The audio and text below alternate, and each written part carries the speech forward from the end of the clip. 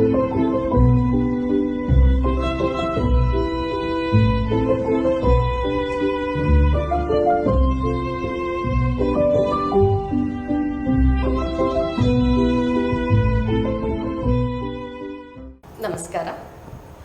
Autism society Udupi ಹಾಗೂ you channel ಸಹಭಾಗಿತ್ವದಲ್ಲಿ ನಡೆಸುವ ಆಟಿಸಂ ಅರಿವಿನ ಹರಿವು ಮಾಸಿಕ ಸಂಚಿಕೆ 8ಕ್ಕೆ ಎಲ್ರಿಗೂ ಸ್ವಾಗತ. ಹಿಂದಿನ ಸಂಚಿಕೆಯಲ್ಲಿ ನಾವು ಆಟಿಸಂ ಇರುವ ಮಕ್ಕಳ ಆರೈಕೆಯಲ್ಲಿ ಪೋಷಕರು ಎದುರಿಸುವ ಸವಾಲಿನ ಬಗ್ಗೆ ಮಾಹಿತಿಯನ್ನು ನೀಡಿದ್ದೇವೆ. ಹಾಗೆ ಇಂದಿನ ಸಂಚಿಕೆಯಲ್ಲಿ ನಾವು ಆಟಿಸಂ ಇರುವ ಮಕ್ಕಳ ಆರೈಕೆಯಲ್ಲಿ ಹೋಮ್ ಪ್ರೋಗ್ರಾಂನ ಮಹತ್ವದ ಬಗ್ಗೆ ತಿಳಿಸ್ಲಿಕ್ಕಿದ್ದೇವೆ. ಈ ಎಲ್ಲ ಮಾಹಿತಿಗಳನ್ನು ನೀಡಲು ಡಾಕ್ಟರ್ ಸುಪ್ರಿಯಾ ಪೈ ಅವರು ನಮ್ಮೊಂದಿಗಿದ್ದಾರೆ. ಇವರು ದಂತ ವೈದ್ಯರಾಗಿದ್ದು ಆಟಿಸಂ ಇಂಟರ್ವೆನ್ಷನ್ ಆನ್ಲೈನ್ ಕೋರ್ಸಸ್ಸನ್ನು ಮಾಡುತ್ತಿದ್ದಾರೆ. ಹಾಗೆ ಇವರು ಒಬ್ಬ ಆಟಿಸಂ ಇರುವ ಮಗುವಿನ ತಾಯಿಯೂ ಆಗಿದ್ದಾರೆ. ಬನ್ನಿ ಇವರನ್ನು ಈ ಕಾರ್ಯಕ್ರಮಕ್ಕೆ ಸ್ವಾಗತಿಸೋಣ ಹಾಗೂ ಹೋಮ್ ಪ್ರೋಗ್ರಾಂ ಬಗ್ಗೆ ಮಾಹಿತಿಯನ್ನು ತಿಳಿದುಕೊಳ್ಳೋಣ. ನಮಸ್ಕಾರ. ನಮಸ್ಕಾರ. ಕಾರ್ಯಕ್ರಮಕ್ಕೆ ಸ್ವಾಗತ. ಧನ್ಯವಾದ. ನಾವು ಹಿಂದಿನ ಸಂಚಿಕೆಯಲ್ಲಿ ಆಟಿಸಂ ಇರುವ ಮಕ್ಕಳ ಒಂದು ಆರೈಕೆಯಲ್ಲಿ ಪೋಷಕರು ಎದುರಿಸುವ ಸವಾಲಿನ ಬಗ್ಗೆ ಮಾಹಿತಿಯನ್ನು ನೀಡಿದ್ದೇವೆ. ಹಾಗೆ ಇಂದು ಹೋಮ್ ಪ್ರೋಗ್ರಾಂ ಬದಲಿಗೆ ನೀವು ಮಾಹಿತಿ ನೀಡಲಿಕ್ಕೆ ಬಂದಿದ್ದೀರಾ. ಈ ಹೋಮ್ ಪ್ರೋಗ್ರಾಮ್ ಅಂದರೆ ಏನು? ಹೋಮ್ ಪ್ರೋಗ್ರಾಮ್ ಅಂದರೆ ಒಂದು ಸ್ಟ್ರಕ್ಚರ್ಡ್ ಪ್ರೋಗ್ರಾಮ್. ಅಂದರೆ ಇದನ್ನು ಆಕ್ಯುಪೇಷನ್ ಥೆರಪಿಯವರು ನಮಗೆ ಫಸ್ಟ್ ಹೇಳೋದು. ಥೆರಪಿಗೆ ಹೋದಾಗ ಅವರು ಒಂದು ಇಡೀ ದಿನವನ್ನು ನಾವು ಆ ಮಗುವಿಗೆ ಹೇಗೆ ಪ್ಲ್ಯಾನ್ ಮಾಡಬೇಕು ಅಂತ ಹೇಳ್ಕೊಡ್ತಾರೆ. ಸೊ ಇದೊಂದು structured program. Okay, home program ಅಂದರೆ ಸ್ಟ್ರಕ್ಚರ್ಡ್ ಪ್ರೋಗ್ರಾಮ್. ಅದು ಯಾವ ರೀತಿಯಾಗಿ ನಾವು ಮಾಡಬೇಕು ಅಂತ ಹೇಳಿ ಫಸ್ಟಿಗೆ ಹೋದಾಗ ಹೇಳ್ಕೊಡ್ತಾರೆ. ಓಕೆ, ಈ ಹೋಮ್ ಪ್ರೋಗ್ರಾಮ್ನ ಮಹತ್ವ ಏನು, ಇಂಪಾರ್ಟೆನ್ಸ್ ಏನಂದರೆ ನಾವು ಯಾವುದೇ ಮಗು ಇರಲಿ, ಒಂದು ನಾರ್ಮಲ್ ನ್ಯೂರೋಟಿಪಿಕಲ್ ಇರಲಿ, ನ್ಯೂರೋ ಡೈವರ್ಜೆಂಟ್ ಮಕ್ಕಳಿರಲಿ, ಯಾವುದೇ ಮಕ್ಕಳಿಗೂ ನಮ್ಮದು ಎಕ್ಸ್ಪೆಕ್ಟೇಷನ್ಸ್ ಏನಿರುತ್ತೆ, ಆ ಮಗು ಆ ಲೈಫಿನಲ್ಲಿ ಎಲ್ಲವನ್ನು ಕಲ್ತ್ಕೋಬೇಕು. ತನ್ನ ಕೆಲಸ ಕಾರ್ಯಗಳನ್ನು ಯಾರ ಮೇಲೆ ಡಿಪೆಂಡ್ ಆಗದೆ ಕಲ್ತ್ಕೊಂಡು ಹೋಗಬೇಕು, ಸ್ವತಃ ಮಾಡ್ತಾ ಹೋಗಬೇಕು. ಮತ್ತೆ ಲೈಫ್ನಲ್ಲಿ ಏನಾದರೂ ಒಂದು ಅಚೀವ್ಮೆಂಟ್ ಮಾಡಬೇಕು. ಒಂದು ಜಾಬಿಗೆ ಹೋಗಬೇಕು, ಸ್ಕೂಲಿಗೆ ಹೋಗ್ಲಿಕ್ಕೆ ರೆಡಿ ಇರಬೇಕು, ಮುಂದೆ ಹೋಗ್ತಾ ಹೋಗ್ತಾ ಮದುವೆ ಆಗಬೇಕು, ಮದುವೆ ಆದಮೇಲೆ ಮಕ್ಕಳನ್ನು ಕರ್ಕೊಂಡು ಇದು ಅವರ ಲಾಲನೆ ಪಾಲನೆ ಮಾಡಬೇಕು. ಸೊ ಇದನ್ನೆಲ್ಲ ಅವರು ಮನೆಯಲ್ಲೇ ನೋಡ್ತಾರೆ, ಎಲ್ಲ ಮಕ್ಕಳು ನೋಡ್ತಾರೆ. ಬಟ್ ಈ ನ್ಯೂರೋ ಡೈವರ್ಜೆಂಟ್ ಮಕ್ಕಳು, ಅಂದರೆ ಈ ಆಟಿಸಮ್ ಇರುವ ಮಕ್ಕಳು, ಇಲ್ಲ ಸ್ಪೆಷಲ್ ನೀಡ್ಸ್ ಇರುವ ಮಕ್ಕಳಿಗೆ ಈ ಕೆಲವೆಲ್ಲ ಸ್ಕಿಲ್ ಸಣ್ಣದಿರುವಾಗ ಇರೋದಿಲ್ಲ. ಯಾಕಂದರೆ ಅವರಿಗೆ ಡೀಲೇ ಇರುತ್ತೆ, ಡೆವಲಪ್ಮೆಂಟಲ್ ಡೀಲೇಸ್ ಇರುತ್ತೆ. ಕೆಲವು ಕಡೆಯಲ್ಲಿ ಅವರು ಡೆವಲಪ್ಮೆಂಟಲಿ ಫಿಕ್ಸ್ ಆಗಿರ್ತಾರೆ. ಅವರಿಗೆ ಅದು ಏನಾಗ್ತಾ ಇದೆ ನನ್ನ ಸರೌಂಡಿಂಗ್ಸ್ ಏನೂ ಗೊತ್ತಿರೋದಿಲ್ಲ, ತನ್ನನ್ನು ತಾನೇ ಅಲ್ಲಿ ಮುಳುಗಿರ್ತಾರೆ. ಸೊ ಈ ಹೋಮ್ ಪ್ರೋಗ್ರಾಮಿಗೆ ಅದರಿಂದಾಗಿ ಅವರಿಗೊಂದು ಸ್ಟ್ರಕ್ಚರ್ ಸಿಗುತ್ತೆ. ತಾನು ಏನು ಮಾಡಬೇಕು ಈ ವಯಸ್ಸಿನಲ್ಲಿ ಅದನ್ನು ನಾವು ಹೇಳ್ಕೊಡ್ತೀವಿ. ಅವ್ರಿಗೆ ಎಲ್ಲೆಲ್ಲಿ ಕಷ್ಟ ಆಗುತ್ತೆ ಅಲ್ಲಲ್ಲಿ ಹಂತವಾಗಿ ಸಪೋರ್ಟ್ ಮಾಡಿ ಕಲಿಸ್ತಾ ಹೋಗ್ಬೋದು. ಅವರಿಗೆ ಒಂದು ಲೈಫಿನ ಚಾಲೆಂಜಸ್ಸಿಗೆ ನಾವು ರೆಡಿ ಮಾಡ್ಕೋಬೋದು. ಓಕೆ, ಇನ್ನು ಹೋಮ್ ಪ್ರೋಗ್ರಾಮ್ಸ್ನ ಒಂದು ಕಾಂಪೊನೆಂಟ್ಸ್ ಎಲ್ಲ ಏನಿರುತ್ತೆ? ಹೋಮ್ ಪ್ರೋಗ್ರಾಮಲ್ಲಿ ಬೇಸಿಕ್ಲಿ OTಯಲ್ಲಿ ಅವರು ನಮಗೆ ಒಂದು ಸ್ಟ್ರಕ್ಚರ್ ಮಾಡಿ ಕೊಡ್ತಾರೆ. ಏನೆಲ್ಲ ಪ್ರಾಬ್ಲಮ್ಸ್ ಇದೆ, ಫಸ್ಟ್ ಅವರು ಮಗುವಿಗೆ ಏನು ಚಾಲೆಂಜಸ್ ಇದೆ ಹೇಳ್ಕೊಡ್ತಾ ಒಂದು ಅನಲೈಸ್ ಮಾಡ್ತಾರೆ. ಅದನ್ನು ಮಾಡಿಕೊಂಡು ಒಂದು ಪ್ರೋಗ್ರಾಮ್ ಅಂತ ಕೊಡ್ತಾರೆ. ಅದರಲ್ಲಿ ಏನೆಲ್ಲ ಇರುತ್ತಂದರೆ ಒಂದು ಸೆನ್ಸರಿ ಡಯಟ್ ಅಂತ ಒಂದು ಹೇಳಿಕೊಡ್ತಾರೆ ನಮಗೆ. ಆಮೇಲೆ ಒಂದು ಆಕ್ಟಿವಿಟೀಸ್ ಆಫ್ ಡೈಲಿ ಲಿವಿಂಗ್ ಅಂತ ಒಂದು ಹೇಳ್ಕೊಡ್ತಾರೆ. ಮತ್ತು ಪ್ಲೇ ಅಂತ ಒಂದು ಹೇಳ್ಕೊಡ್ತಾರೆ.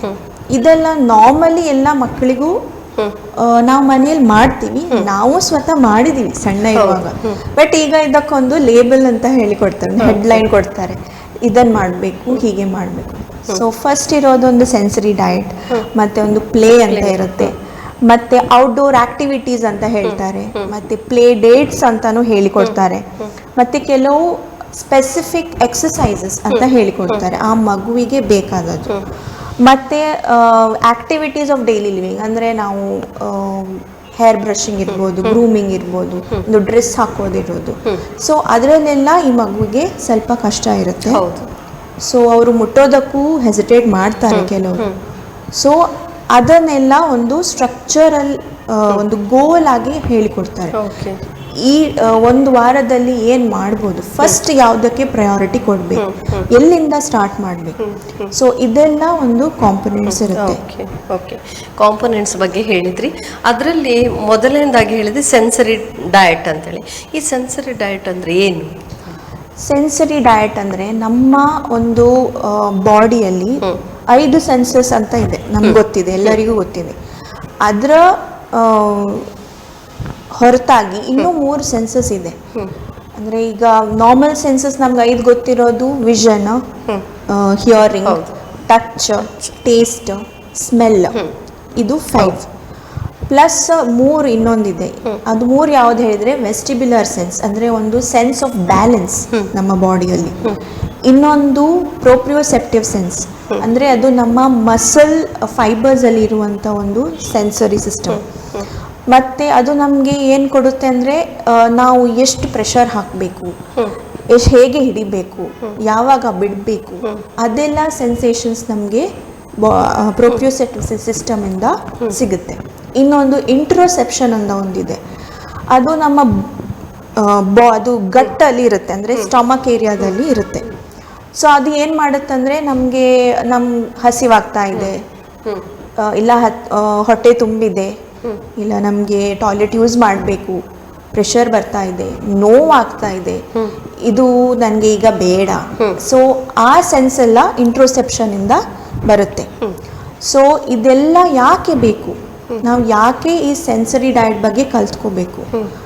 ಯಾಕಂದರೆ ಈಗ ನಾರ್ಮಲ್ ನಮಗೆ ನಿಮಗೆ ಎಲ್ಲ ಇದೆಲ್ಲ ನ್ಯಾಚುರಲ್ ಆಗಿ ಇರುತ್ತೆ.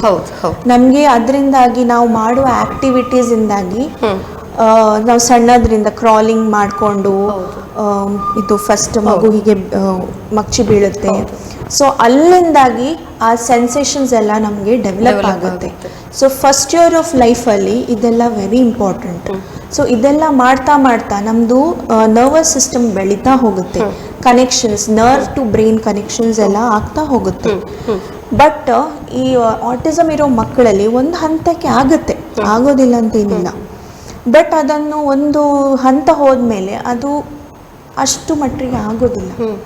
ಸೊ ಆಗ ಈ ಕೆಲವು ಬಿಹೇವಿಯರ್ಸ್ ಬರುತ್ತೆ, ಅಂದರೆ ಎಲ್ಲೋ ಹೀಗೆ ನೋಡೋದು, ಹೀಗೆ ಸೆಲ್ಫ್ ಸ್ಟಿಮ್ಯುಲೇಟರಿ ಬಿಹೇವಿಯರ್ಸ್ ಅಂತ ಹೇಳ್ತಾರೆ, ಅದೆಲ್ಲ ಬರುತ್ತೆ.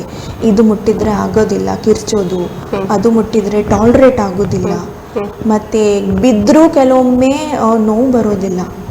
ಸೊ ಇಂಥದ್ದೆಲ್ಲವನ್ನು ಮನೆಯಲ್ಲಿ ಐಡೆಂಟಿಫೈ ಮಾಡಿ ಆಟಿಸಮ್ ಅಂತ ಡಯಾಗ್ನೋಸ್ ಆದಮೇಲೆ ಹೇಳುವಂಥದ್ದೊಂದು ಸೆನ್ಸರಿ ಡಯಟ್ ಇದು.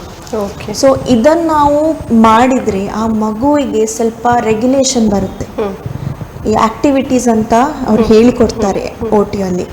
ವೆಸ್ಟಿಬ್ಯುಲರ್ ಸಿಸ್ಟಮಿಗೆ ಏಜ್ ಪ್ರಕಾರ, ಅಂದರೆ ಸಣ್ಣ ಮಗುವಿಗೆ ಡಯಾಗ್ನೋಸ್ ಆದರೆ ಆ ಏಜಿಗೆ ಎಷ್ಟು ಬೇಕು ಅದನ್ನು ಹೇಳಿಕೊಡ್ತಾರೆ. ಸೊ ಈ ಸೆನ್ಸರಿ ಡಯಟನ್ನು ನಾವು ಫಾಲೋ ಮಾಡೋದ್ರಿಂದ, ದಿನನಿತ್ಯ ಮಾಡಬೇಕು. ಇದನ್ನು ಮಾಡೋದ್ರಿಂದ ಒಂದು ಬಾಡಿ ಒಂದು ರೆಗ್ಯುಲೇಷನ್ಗೆ ಬರುತ್ತೆ, ಅವರಿಗೆ ಕೋಪಿಂಗ್ ಸ್ಟ್ರಾಟಜೀಸ್ ಅರ್ಥ ಆಗಲಿಕ್ಕೆ ಸ್ಟಾರ್ಟ್ ಆಗುತ್ತೆ. ಬಟ್ ಇದು ಡೈಲಿ ಮಾಡಿದರೆ ಒಳ್ಳೆಯದು. ಓಕೆ, ಸೆನ್ಸರಿ ಡಯಟ್ ಬಗ್ಗೆ ಹೇಳಿದ್ರಿ. ಹಾಗೆ ಇನ್ನೊಂದು ನೀವು ಕಾಂಪೊನೆಂಟ್ಸ್ ಹೇಳಿದ್ರಿ, ಪ್ಲೇ ಅಂತೇಳಿ. ಸೊ ಇದರ ಮಹತ್ವ ಏನು? ಆಟದ ಪ್ಲೇ ಅಂದರೆ ಆಟದ ಮಹತ್ವ ಏನು? ಈ ಆಟ ಅಂದರೆ ಮಕ್ಕಳು ಸಣ್ಣದಿಂದ ನಾವು ನೀವು ಆಡ್ಕೊಂಡಿರೋದೆ, ಇದನ್ನು ತುಂಬ ವಿಶೇಷ ಅಂತ ಏನೂ ಇಲ್ಲ. ಬಟ್ ಇದು ಇಂಪಾರ್ಟೆಂಟ್. ಹೌದು. ಯಾಕಂದರೆ ಈ ಪ್ಲೇಯಿಂದಾಗಿಯೇ ನಾವು ಎಲ್ಲ ಕಲಿಯೋದು. ನಾವು ನೀವು ಕಲ್ತಿದ್ದು ಪ್ಲೇಯಿಂದಾನೆ, ಫಸ್ಟ್ ಕಲ್ತಿದ್ದು ಪ್ಲೇಯಿಂದ. ಸೊ ಅದನ್ನು ಹೇಗೆ ಮುಟ್ಬೋದಾ ಬೇಡವಾ ಅದೆಲ್ಲ ನಾವು ಸಣ್ಣದ್ರಲ್ಲಿ ಕಲ್ತಿರೋದು. ಸೊ ಹಾಗಾಗಿ ಪ್ಲೇ ಮಾಡ್ತಾ ಮಾಡ್ತಾ ಮಾಡ್ತಾ ಮಾಡ್ತಾ ಎಲ್ಲನೂ ಕಲ್ತ್ಕೋಬೋದು. ಬಟ್ ಈ ವಿಶೇಷ ಅಗತ್ಯ ಇರೋ ಮಕ್ಕಳಲ್ಲಿ ಪ್ಲೇ ಯಾಕೆ ಬೇಕು ಅಂದರೆ ಅವರಿಗೆ ಅದನ್ನು ಪ್ಲೇ ಮಾಡಬೇಕಂತಲೂ ಗೊತ್ತಿರೋದಿಲ್ಲ. ಸೊ ಹಾಗಾಗಿ ಆ ಪ್ಲೇಯನ್ನು ನಾವು ಕಲಿಸ್ಬೇಕಾಗುತ್ತೆ, ಅವರಿಗೆ ಆ ಅಪಾರ್ಚುನಿಟಿ ಕೊಡಬೇಕಾಗುತ್ತೆ. ಪ್ಲೇಯಲ್ಲಿ ಏಜ್ ವೈಸ್ಗೆ ಸಣ್ಣ ಇರುವಾಗ ಮೇ ಬಿ ಮನೆಯಲ್ಲಿ ಎಲ್ಲ ಮುಟ್ಟೋದಕ್ಕೆ ಬಿಡಬೇಕು.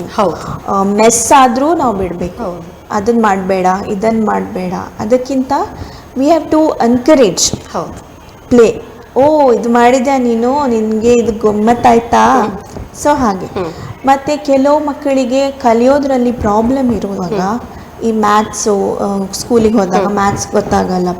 ಮ್ಯಾಥ್ಸ್ ಬಿಡಿ, ಈವನ್ ABCD ಬರೆಯೋಕ್ಕೂ ಅವರಿಗೆ ಕಷ್ಟ ಆಗುತ್ತೆ, ಪೆನ್ಸಿಲ್ ಹಿಡಿಯೋದಕ್ಕೂ ಕಷ್ಟ ಆಗುತ್ತೆ.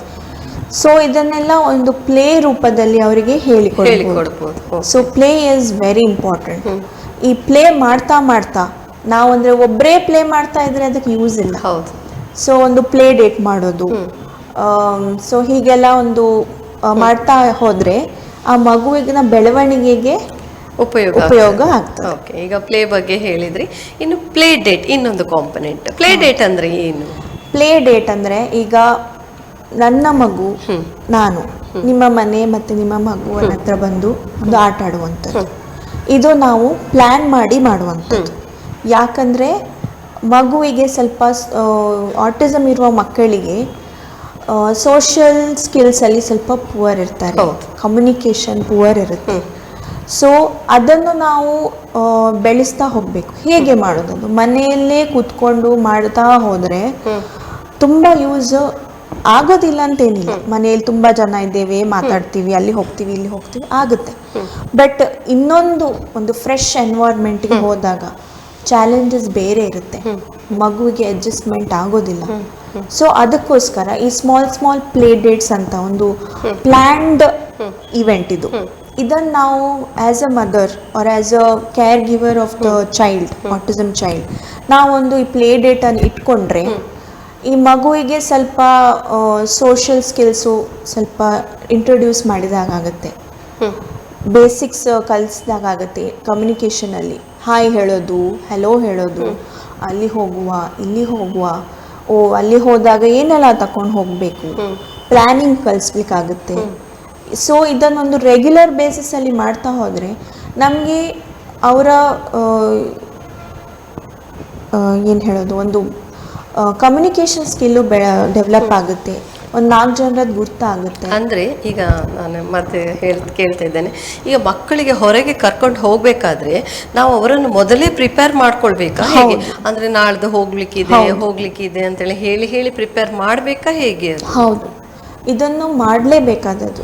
ಸೊ ಅದೇ ಪ್ಲೇ ಡೇಟ್ಸ್ ಅಲ್ಲಿ ಏನೆಲ್ಲ ಮಾಡ್ಬೋದು ನಾವು, ಅದಕ್ಕೆ ಹೇಳೋದು ಇದೊಂದು ಪ್ಲಾನ್ ಸ್ಟ್ರಕ್ಚರ್. ಫಸ್ಟಿಗೆ ಮನೆಯಲ್ಲಿ ಒಂದು ಪ್ಲಾನ್ ಮಾಡೋದು, ಈ ಡೇಟಿಗೆ ನಿನ್ನನ್ನು ಇಲ್ಲಿ ಕರ್ಕೊಂಡು ಹೋಗ್ತಾ ಇದ್ದೀವಿ, ಅಲ್ಲಿ ಏನೆಲ್ಲ ಎಕ್ಸ್ಪೆಕ್ಟೆಡ್ ಇರ್ಬೋದು. ಓಕೆ, ಅಲ್ಲಿ ಈ ಆಂಟಿ ಸಿಗ್ತಾರೆ, ಅವರ ಈ ಮಗು ಇರುತ್ತೆ, ಅವನು ನಿನ್ನ ಫ್ರೆಂಡ್. ಸೊ ಹಾಗೆ ಒಳ್ಳೊಳ್ಳೆ ಮಾತು ಹೇಳಿ ಅವನಿಗೊಂದು ಪ್ರಿಪೇರ್ ಮಾಡಿ, ಅಲ್ಲಿ ಹೋದಾಗ ನಾವು ಇದನ್ನ ಆಟ ಆಡುವ.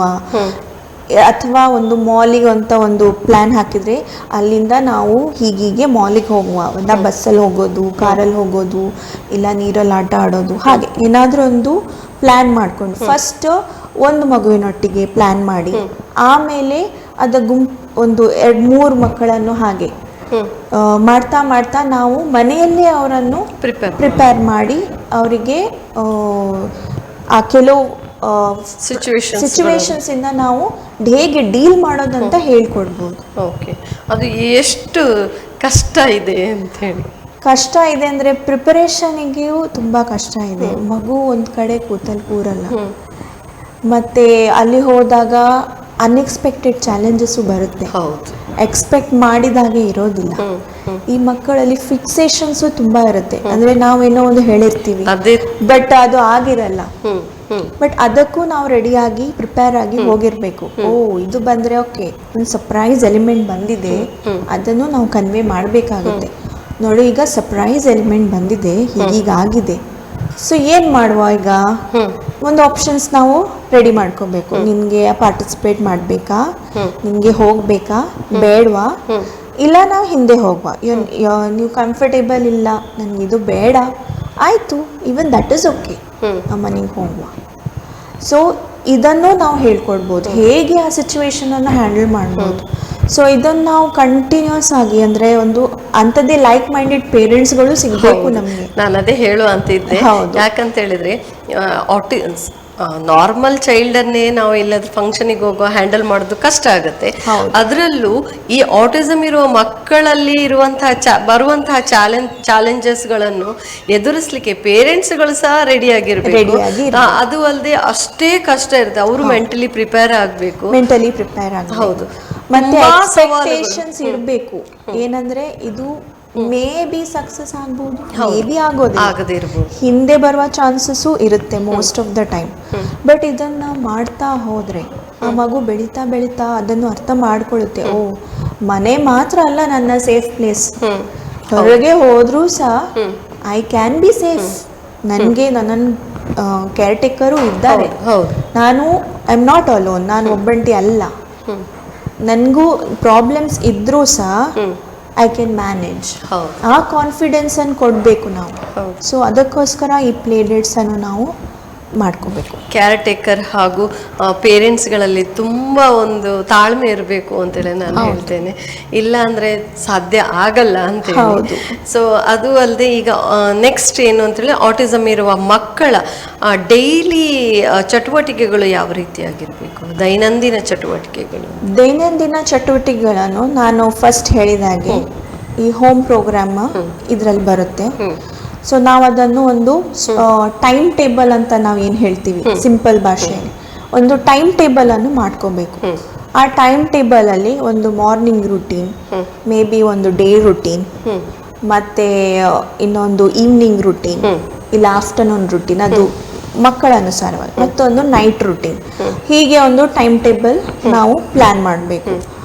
ಇದು ಖಾಲಿ ಮಕ್ಕಳಿಗೆ ಮಾತ್ರ ಅಲ್ಲ, ಪೋಷಕರಿಗೂ ಕೂಡ. ಯಾಕಂದ್ರೆ ನಾವು ಆ ಡೆಡಿಕೇಟೆಡ್ ಟೈಮ್ ಕೊಡಬೇಕಾದ್ರೆ ನಮ್ಮ ಏನೇನು ಕಮಿಟ್ಮೆಂಟ್ಸ್ ಇರುತ್ತೆ, ಮನೆಯಲ್ಲಿ ಜವಾಬ್ದಾರಿಗಳಿರುತ್ತೆ, ಅದನ್ನು ನಾವು ಅದಕ್ಕೂ ಟೈಮ್ ಕೊಡಬೇಕು, ಈ ಮಕ್ಕಳಿಗೂ ಟೈಮ್ ಕೊಡಬೇಕು. ಸೊ ಅದೊಂದು ಪ್ಲ್ಯಾನ್ ಮಾಡಬೇಕಾಗುತ್ತೆ.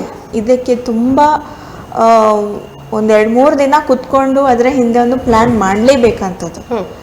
ಸೊ ಈ ಪ್ಲ್ಯಾನ್ ಮಾಡಿದರೆ ನಮಗೆ ಟೈಮ್ ಮ್ಯಾನೇಜ್ಮೆಂಟ್ ಬರುತ್ತೆ. ಸೊ ಸ್ಮಾಲ್ ಸ್ಟೆಪ್ಸಿಂದ ಸ್ಟಾರ್ಟ್ ಮಾಡ್ಬೋದು. ಸೊ ಈ ಆಕ್ಟಿವಿಟೀಸ್ ಆಫ್ ಡೈಲಿ ಲಿವಿಂಗ್, ಇದಕ್ಕೋಸ್ಕರ ಅಂತ ಒಂದು ಸ್ಪೆಷಲ್ ಟೈಮ್ ತಗೊಳ್ಳಿಕ್ಕೆ ಆಗೋದಿಲ್ಲ. ಇದು ಆಗ್ತಾ ಇರುವಾಗಲೇ, ಇನ್ ದ ಕಾಂಟೆಕ್ಸ್ಟ್ ಅದು ಆಗ್ತಾ ಇರುವಾಗ, ಅಂದರೆ ಮಾರ್ನಿಂಗ್ ಎದ್ದ ಕೂಡಲೇ ನಾವೊಂದು ಬಾತ್ರೂಮ್ ರುಟೀನ್ ಮಾಡೋದು. ಸೊ ಅದನ್ನು ಮಾಡಲೇಬೇಕು, ಅದು ಯಾವಾಗಲೂ ಮಾಡೋದಲ್ಲ, ಅದು ಬೆಳಿಗ್ಗೆ ಎದ್ದ ಕೂಡಲೇ ಮಾಡುವಂಥದ್ದು.